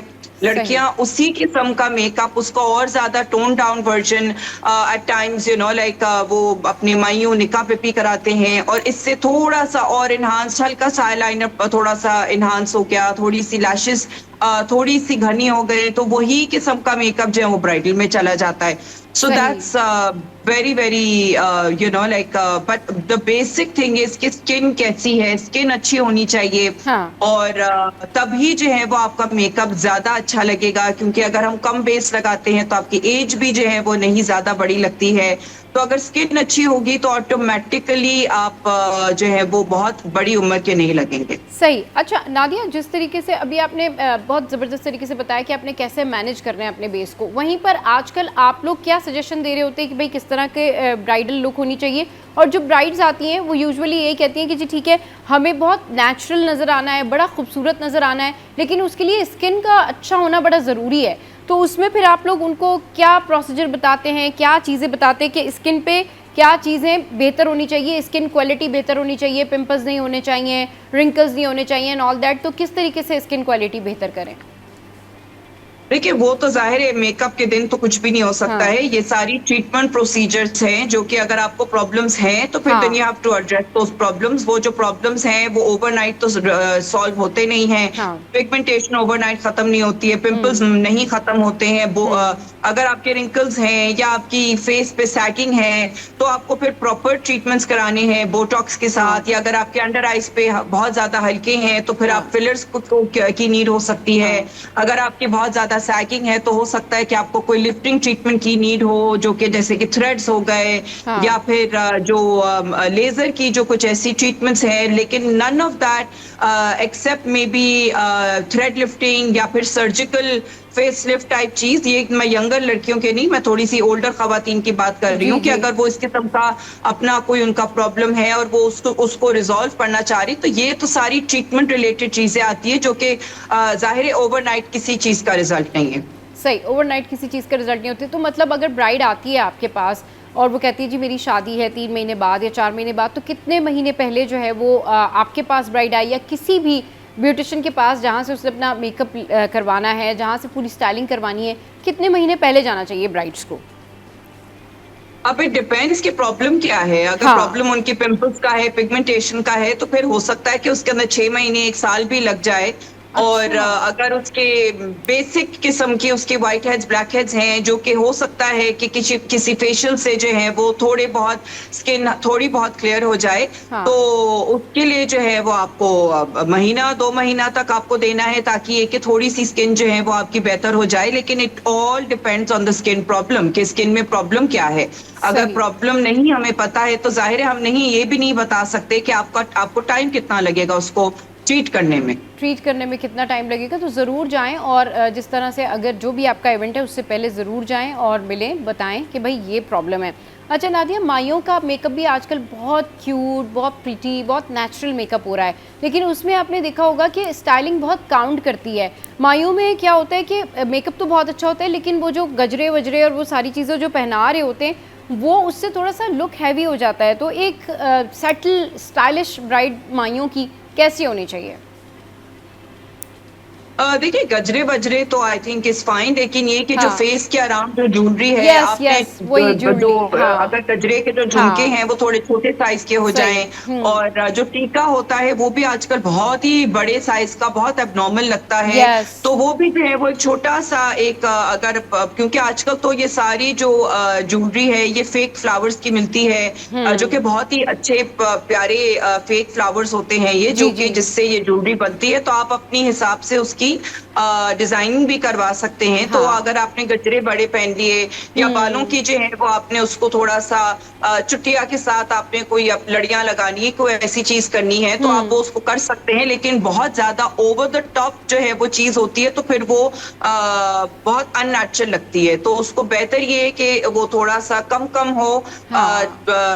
जब अगर उसका साइज छोटा होता है तो वो थोड़ा सा क्यूट लगता है, ज्यादा बेहतर लगता है, क्योंकि वो जो आपने कहा ना फेक फ्लावर्स, बिल्कुल सही कह रही हैं कि उसकी ज्वेलरी है तो वो कस्टमाइज ऑप्शन के तौर पर लोग उसको बना सकते हैं और वो उसको पहन सकते हैं। क्योंकि जब ज़्यादा आपने देखा होगा नादिया कि बहुत ज़्यादा वो बड़े बड़े टीके, बड़ी बड़ी बालियाँ, उससे फेस उनका छोटा होता है, तो वो थोड़ा सा जो है ना वो लग रहा होता है कि बहुत हैवी लुक आ रही होती है। ड्रेसेस किस तरह के होने चाहिए, क्या चूज़ करें ड्रेस में, क्योंकि लहंगा तो इन है बहुत ज़्यादा, तो और क्या क्या चीज़ें, गरारा, लहंगा, और क्या ड्रेसेस जो है वेयर किए जा सकते हैं माइयों के इवेंट पे? माइयों के इवेंट पे मुझे लगता है कि थोड़ा सा सिंपल किस्म का अगर आउटफिट हो with something which is not very heavy. अगर आपने कोई गरारा फॉर एग्जांपल पहनना है माइयों पे तो वो सिल्क का गरारा हो सकता है। उसके ऊपर मिनिमल एम्बेलिशमेंट हो, भले आपने दुपट्टा थोड़ा सा उसका हैवी रख लिया, लेकिन ये कि ओवरऑल जो है वो आपका आउटफिट थोड़ा सा सिंपल होना चाहिए, ताकि ये कि आपके पास फिर वैरायटी जो है वो हो। अगर आपने माइयों पे जो है वो गरारा पहन लिया, उसके बाद फिर आपने अपनी मेहंदी पे जो है वो हो सकता है कि अगर आप अलग अलग किस्म के देसी आउटफिट्स पहनना चाह रहे हैं तो आप माइयों पे बल्कि जो है वो आप कोई अपना हैदराबादी पेशवास टाइप भी पहन सकते हैं, और फिर आपने मेहंदी पे जो है गरारा पहन लिया, फिर उसके बाद शादी पे जो है वो आपने लहंगा वो अपना प्रॉपर अच्छा बड़ा लहंगा पहन लिया, और उसके बाद वलीमे पे जो है वो आप अपनी कोई मैक्सी टाइप पहन सकते हैं। हाँ बिल्कुल ठीक कह रही हैं आप कि वो इस तरह से पहना जा सकता है। और जो घर वाले होते हैं, स्पेशली बहनें होती हैं, वो उनकी भी ख्वाहिश होती है नादिया कि मेकअप ना उसी तरह का हो, तो वो आजकल आपने सुना होगा कि ब्राइड को ब्राइड रहने दें, ब्राइड जैसा मेकअप ना करें या ब्राइड जैसे ड्रेसेस ना पहने, तो उनको क्या सजेस्ट करेंगी, उनको किस तरह का मेकअप करना चाहिए, या ब्राइड से थोड़ा अलग पहनना चाहिए, या नहीं सिमिलर हो सकता है ब्राइड से, नो इशू? देखिए आजकल जो है ना, एक तो शादियां जो हैं जब होती हैं तो हर एक की एक्साइटमेंट होती है। हाँ। और अगर आपकी कोई इतना मतलब खास तौर पे अगर आप बहन हैं, जी। आप मतलब इवन भाई जो हैं वो आजकल काफी तैयारी करते हैं। हाँ। तो जो आपके क्लोज रिश्तेदार हैं, हाँ। मेरा नहीं ख्याल है कि कोई ऐसी रिस्ट्रिक्शन होनी चाहिए जी। कि बहनें जो हैं वो कंपटीशन, बिकॉज हर एक का दिल होता है, इतने महंगे महंगे कपड़े जो हैं वो लोग अपनी शादियों के लिए खरीद रहे होते हैं कि जिसको हाँ। फिर आइंदा पहनने का मौका ही नहीं मिलता मौका है। नहीं मिलता। तो फिर हाँ। जाहिर है आप जो है वो अपने आउटफिट्स को रिपीट करना चाहते हैं अगर आपकी अपनी शादी हुई भी हो। हाँ। So it's everybody's own choice and I think this should be discussed with the bride. जाहिर है अगर उसको कोई प्रॉब्लम है हाँ। कि भाई ये बहन जो है ये वाला आउटफिट ना पहने, हाँ। So maybe that can be avoided. लेकिन अगर बहन भी जो है जिसकी शादी हो रही है, हाँ। क्योंकि कभी भी जो है ना जिसकी शादी हो रही है कभी भी वो ब्राइड जो है ना वो ऐसा हो ही नहीं सकता है कि ब्राइड के ऊपर अटेंशन ना हो। नो मैटर हाउ मच जो आपके रिश्तेदार हैं वो जितना भी तैयार है, लेकिन हमेशा अटेंशन ब्राइड पे ही होती है, बिकॉज वो उस दिन पे जो है वो उसका मेन इवेंट है। सारे बैठ तस्वीरें खिंचवा रहे हैं, उसकी फोटोशूट हो रही है, हाँ। उसका ही सब कुछ हो रहा है। तो चाहे बहनें जो हैं वो जितना भी तैयार हो, कई दफा थीम्स ऐसी होती हैं कि जिसमें आप सिमिलर थीम रखना चाहते हैं, Yes. तो उसमें अगर आप थीमेटिक एक चीज कर रहे हैं तो जाहिर है everybody has to be dressed similarly. So सही। इट्स रियली टोटली डिपेंडेंट के आपस की आपका रिश्ते में क्या है कि फिर आप किस किस्म से आप अपनी प्लानिंग कर रहे हैं। बिल्कुल, बहुत ठीक बात की नादिया ने, क्योंकि कई एक्ट्रेस जो है इस हवाले से बात कर चुकी हैं। इनफैक्ट वो डिज़ाइनर के ड्रेसेस जब चूज़ कर रही होती है तो वहाँ पर जाती हैं और वो ये कहती हैं कि जी देखिए हम कितना सेटल ड्रेस ले रहे हैं, कितना हम सादा सा ड्रेस ले रहे हैं, खूबसूरत सा ड्रेस ले रहे हैं, इसलिए कि हम चाहते हैं कि जो ब्राइड है, हमारे जो भाई की बीवी है, वो ब्राइड ही लगे और ऐसा ना हो कि जी हम भी उसी तरह से ड्रेस पहन लें। But I totally agree with Nadia कि लोगों के अपने खुद भी इमोशंस होते हैं। उनकी शादियों पर उन्होंने इतने महंगे ड्रेसेस खरीदे हुए होते हैं और फिर वो ये कहते हैं भाई ये बेस्ट टाइम है कि भाई आप अपने भाई की शादी में ही अपनी बारात का ड्रेस पहन सकते हैं, आप अपनी बहनों की शादी में ही अपने शादियों के कपड़े पहन सकते हैं। तो ये मुख्तलिफ लोगों के मुख्तलिफ थॉट होते हैं, लेकिन ये ट्रेंड जो है आजकल बहुत निकला हुआ है कि जी ब्राइड को ब्राइड लगने दें, ब्राइड को ब्राइड रहने दें, और आप जो है वो हल्के कपड़े पहने लेकिन ब्राइड को उसी तरीके से ड्रेसअप होने दें। ब्रेक लेते हैं, ब्रेक के बाद वापस आते हैं, फिर डिस्कशन को आगे बढ़ाएंगे। Stay with us.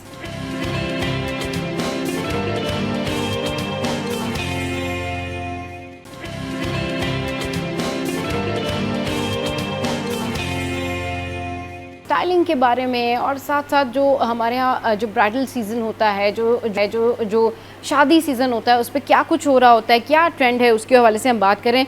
नादिया, बहुत सारे जो ख़वातीन हैं या बहुत सारी जो लड़कियां हैं वो बहुत ज़्यादा इंथुजियास्टिक होती है, नहीं भाई हमने बहुत कुछ डिफरेंट पहनना है, बहुत कुछ डिफरेंट करना है, और लोग करते भी हैं कुछ डिफरेंट कुछ अलग। लेकिन अगर उनका ड्रेस बहुत अच्छा लग रहा हो और मेकअप थोड़ा सा भी आउट हो जाए तो वो बहुत अजीब लगने लगता है। तो आप लोगों को क्या मशवरा देंगी? हमने वेडिंग के हवाले से बात की, माइयों के हवाले से बात की, वलीमे के हवाले से हम बात कर लेते हैं कि अगर मेकअप थोड़ा ऐसा हो जाए कि मेकअप ड्रेसिंग से थोड़ा सा आउट हो जाए, जो ड्रेस उन्होंने वेयर किया हुआ है, तो सडन क्या किया जा सकता है? या मेकअप किया ही लाइट जाए, नेचुरल ही किया जाए ताकि कोई प्रॉब्लम नहीं हो? क्योंकि अगर मेकअप या हेयर डू नहीं अच्छा तो ड्रेस कितना भी अच्छा हो, पर्सनैलिटी इतनी अच्छी नहीं लगती।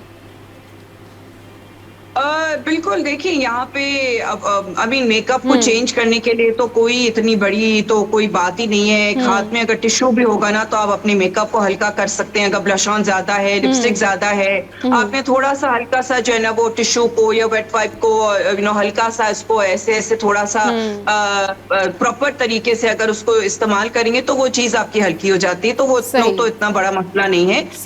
बट जाहिर है हेयर स्टाइलिंग इज समथिंग कि जहाँ पे बहुत सी खवातीन ऐसी हैं कि जिनके एक्चुअली बाल इतने ज्यादा होते ही नहीं है, लेकिन वो डिमांड उनकी होती है कि जी हमें वॉल्यूम वाले बाल दें।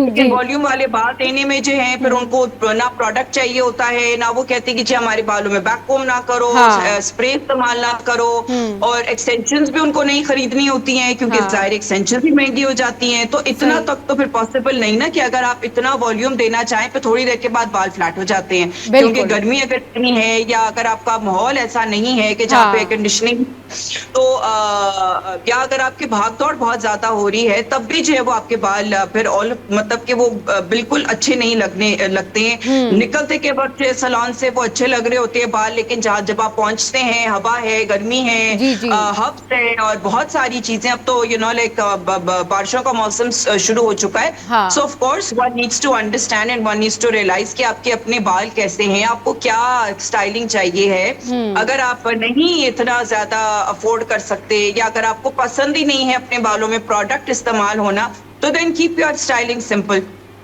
बिल्कुल, आप अपनी स्टाइलिंग सिंपल रख सकते हैं। अच्छा, सिंपल स्टाइलिंग में कुछ लोग बीच की मांग निकाल रहे होते हैं, कुछ लोग साइड की मांग निकाल रहे होते हैं, उसमें आपको क्या लगता है जो ब्राइड्स हैं जेल बैक अगर उन्होंने किया हुआ है या बीच की मांग निकाली हुई है तो वो ट्रेंड में है? क्योंकि कुछ लोगों के आगे फोरहेड की तरफ बाल नहीं होते और जैसे आपने कहा कि एक्सटेंशंस भी उनको नहीं लेनी है, बेकॉमिंग भी उन्होंने नहीं करवानी है, उन्होंने फिर स्प्रे भी नहीं लगवाना है, तो फिर वो सीधा सीधा जो है ना स्टाइलिंग कर लेते हैं और कभी कभी वो ड्रेस को कॉम्प्लीमेंट करता है और कभी कभी वो बहुत ऐसा लगता है कि बहुत बहुत आउटडेटेड लग रहा है वो। So what do you suggest to that people? नहीं, दैट्स नॉट जो आपकी स्टाइलिंग है has got nothing to do with your clothes. जो स्टाइलिंग है आपकी वो आपके फेस पे डिपेंड होना चाहिए कि जो आपकी अपनी पर्सनली फेस को जो सूट करता है वो आप करें। अगर आपको शौक है कि अगर आपको सेंटर की मांग रखनी है और अगर आप रेगुलरली सेंटर पार्टिंग रखते हैं तो ठीक है आप रखें, लेकिन मेरा पर्सनली फॉर एग्जांपल मैं कभी भी सेंटर पार्टिंग नहीं रखती हूँ। क्योंकि मेरे अपने जो है वो बालों की ग्रोथ ऐसी है कि वो साइड पे ही जो है वो मेरे बाल गिरते हैं, तो मेरे ऊपर सेंटर पार्टिंग बहुत अजीब सी लगती है, बिकॉज यहाँ पे एक ये पैच है जो कि टेढ़ा ही उगता है, ये उगता ही टेढ़ा है। तो अगर ये टेढ़ा उग रहा है तो ये सेंटर में कभी भी नहीं टिकता है, तो वो सेंटर पार्टिंग करने में फिर ये बाल यहाँ से खड़े हो जाते हैं और उसके बाद बहुत ही अजीब लगते हैं। So I never ever keep a centre parting, like तो सिर्फ शूट्स वगैरह में, अगर फैशन शूट्स में, क्योंकि वहां पे कंट्रोल्ड एनवायरनमेंट है, मेकअप आर्टिस्ट या हेयर स्टाइलिस्ट साथ में होता है, अगर जेल भी लगाना है तो आप बार बार जेल लगाते हो तो फिर ये टचअप हो सकता है। लेकिन एक इवेंट में जहाँ पे एक दफा स्टाइलिंग करा के फिर मैं जो हूँ वो 6 घंटे में मेरे पास कुछ भी अवेलेबल नहीं है, I will never do a centre parting. तो मेरी तो हमेशा I would say 100% of the times I always have a side parting. Right. So it totally depends on your face कि आपका फेस का स्ट्रक्चर क्या है, अगर आपके बाल कैसे हैं। कई दफा सेंटर में जो है वो अगर आपके बाल बहुत ज्यादा थिनिंग है बालों की तो अब सेंटर पार्टिंग करते हैं वो गंजपन और ज्यादा नजर आता है। यस डेफिनेटली उसमें जो है वो हम टॉपिक लगा सकते हैं, आई शैडो लगा सकते हैं, लेकिन ये कि अगर आपका माथा जो है वो चौड़ा है तो फिर then you avoid a centre parting. आप थोड़ा सा साइड पार्टिंग करके उसको जो है वो थोड़ा सा माथे को कवर कर सकते हैं। तो बहुत सारी ऐसी चीजें, तो it's totally not dependent on the clothes, it depends कि आपका फेस कैसा है, आपके फेशियल फीचर्स क्या हैं, बाल कैसे हैं और आप कितना विलिंग है स्पेंड करने के लिए अपने हेयर डू की मेहनत पे, क्योंकि hairdo requires a lot of मेहनत। और उसमें अगर आपको extensions, and again like I am saying, अगर एक्सटेंशंस खरीदने हैं, बहुत से ऐसे औरतें होती हैं जिनको अगर साइड वाली चुट्टियां वाली लुक चाहिए होती है तो आजकल जो है वो ऐसे पीसेस आ रहे हैं जो आप अटैच कर सकते हैं, जो कि उसको आप तो साइड की चुटिया टाइप एक उसका लुक आ जाता है। लेकिन those extensions are also expensive, तो अगर कोई 2000 का 4000 का कोई ऐसा पीस है तो आपको खरीदना है। अगर आप नहीं खरीदते हैं तो आपको आपके वो बाल नहीं ऐसे लगेंगे, नहीं अच्छे लगे। बिल्कुल सही कह रही है कि आपकी जो स्टाइलिंग है वो एक तरफ है, लेकिन आपका जो फेस है उसके अकॉर्डिंगली आप अपना हेयर डू करवाएं, वो ज़्यादा बेहतर रहता है। अब क्योंकि समर है और गर्मियों में जो ब्राइड्स होती हैं वो यूजुअली पहले बहुत कॉन्शियस हो रही होती है कि हमें स्वेटिंग नहीं आए, हमें ये हमारा मेकअप ख़राब नहीं हो एंड ऑल दैट। तो आजकल जो इस सीज़न की जो स्टाइलिंग है उसमें ज़्यादातर जूड़े बन रहे हैं या it depends on the people client कि नहीं ठीक है what ever they want it's fine, but trending में क्या है? ब्राइडल जो जूड़े हैं या हेयर डू क्या है, लॉन्ग हेयर्स हैं, क्या ट्रेंडिंग में?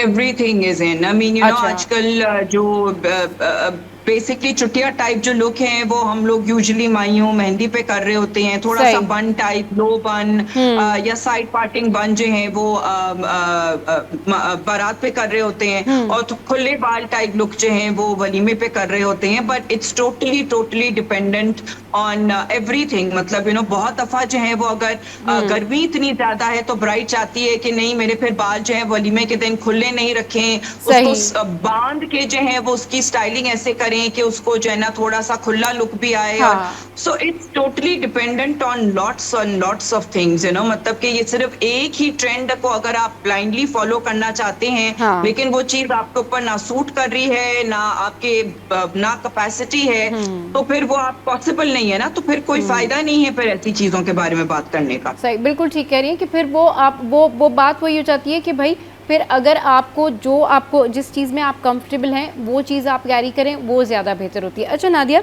आजकल लाइनर जो है वो किस तरह का इन है? लोग बहुत ज़्यादा चौड़े लाइनर भी लगा रहे हैं, और पहले जैसे होता था थोड़ा सा वो उसको जो है वो मर्ज कर लेते थे, बट अब आई के बाहर थोड़ा सा लाइनर इन है। तो ये बताइएगा कि क्या वाकई ये ट्रेंड है, या आप जिस तरह से कहते हैं कि एवरीथिंग इज़ इन, मतलब जो अच्छा लग रहा है वही स्टाइल है, तो ये बताएं कि लाइनर आजकल किस तरह के चल रहे हैं?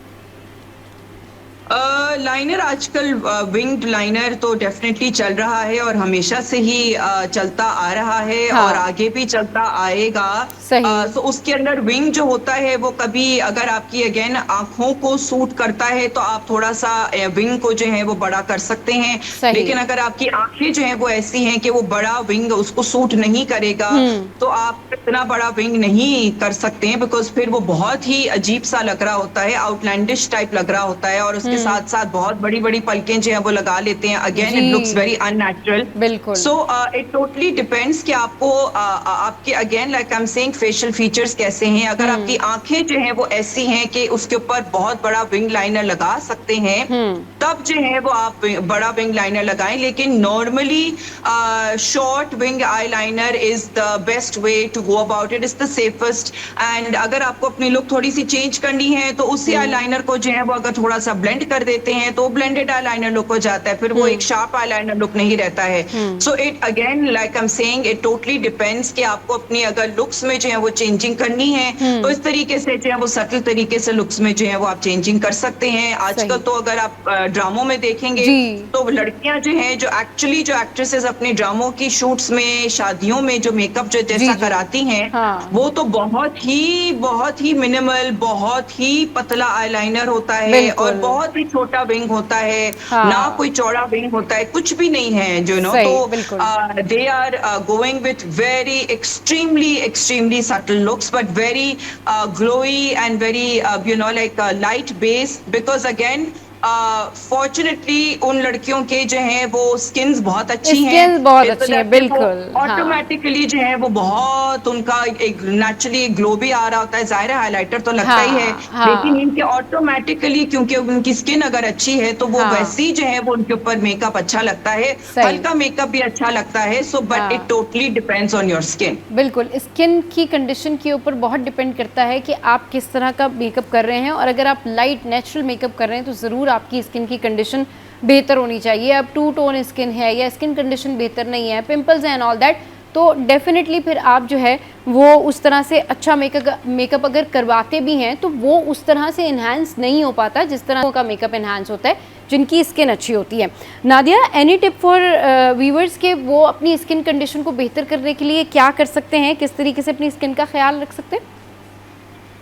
देखिए, एक प्रॉपर आप कंसल्टेंट के पास जाएं, वो कंसल्टेंट अगर डर्मेटोलॉजिस्ट हैं या एस्थेटिक्स के कोई हैं कोई प्रैक्टिशनर, तो आप जरूर उनके पास जाएं, और अगर आपकी एक्चुअल प्रॉब्लम है तब आप उसको रेजिमेन को आपको फॉलो करना बहुत जरूरी है। अगर आपकी ऑयली स्किन है, अगर आपकी एक्ने प्रोन स्किन है, अगर आपके व्हाइट हेड्स हैं, ब्लैक हेड्स हैं, जो भी आपका प्रॉब्लम है, पिगमेंटेशन है, जो भी है, अगर आपके खड्डे ऑलरेडी पड़ चुके हैं, अगर क्योंकि आपको एक्ने बचपन में हो चुकी है और अब खड्डे पड़ चुके हैं, तब उस खड्डों की भी जो है वो क्या ट्रीटमेंट पॉसिबल है। लेकिन again nothing is possible without money. हर चीज में पैसे लगते हैं, हर चीज में टाइम लगता है, हर चीज में कंसिस्टेंसी की बहुत जरूरत होती है।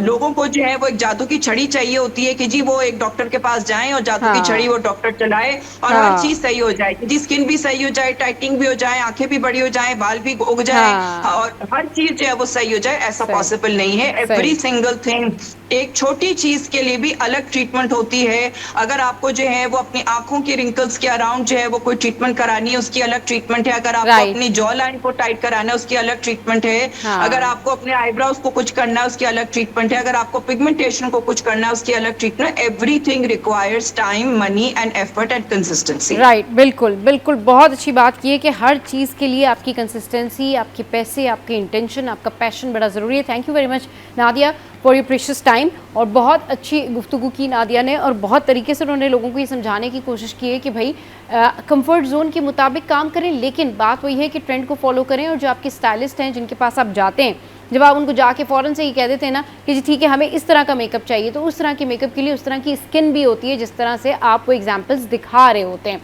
तो अपने आप के ऊपर काम करें, अपनी स्किन कंडीशन बेहतर करें। अगर किसी की शादी मंगनी या कोई भी इवेंट होने वाला है तो वो 2 या 3 महीने पहले ज़रूर जाके किसी भी स्टाइलिस्ट को, किसी भी ब्यूटिशियन को, किसी भी एस्थेटिक क्लिनिक पर राब्ता करे, वहाँ चली जाए और उसके बाद वो ये पूछे कि भाई ये मेरी स्किन की कंडीशन ये है, राइट नाउ मुझे ऐसा मेकअप चाहिए, नाउ अब मैं 3 मंथ्स में, 4 मंथ्स में या 6 मंथ्स में मैं क्या चीज़ें अपनी स्किन पर अप्लाई कर सकती हूँ कि नेचुरल ग्लो आए, कम मेकअप लगे और उसी तरीके से जो वो क्यूट लिटिल और वो जो प्रीटी लुक आती है ना आपकी, वो फिर मेकअप की आपकी लुक आएगी। तो आज के शो से फिलहाल इतना ही। आज का शो कैसा लगा ज़रूर बताइएगा। हमारी सोशल साइट पर हंसते रहिए, मुस्कुराते रहिए। कीप वॉचिंग सिरी एट 10।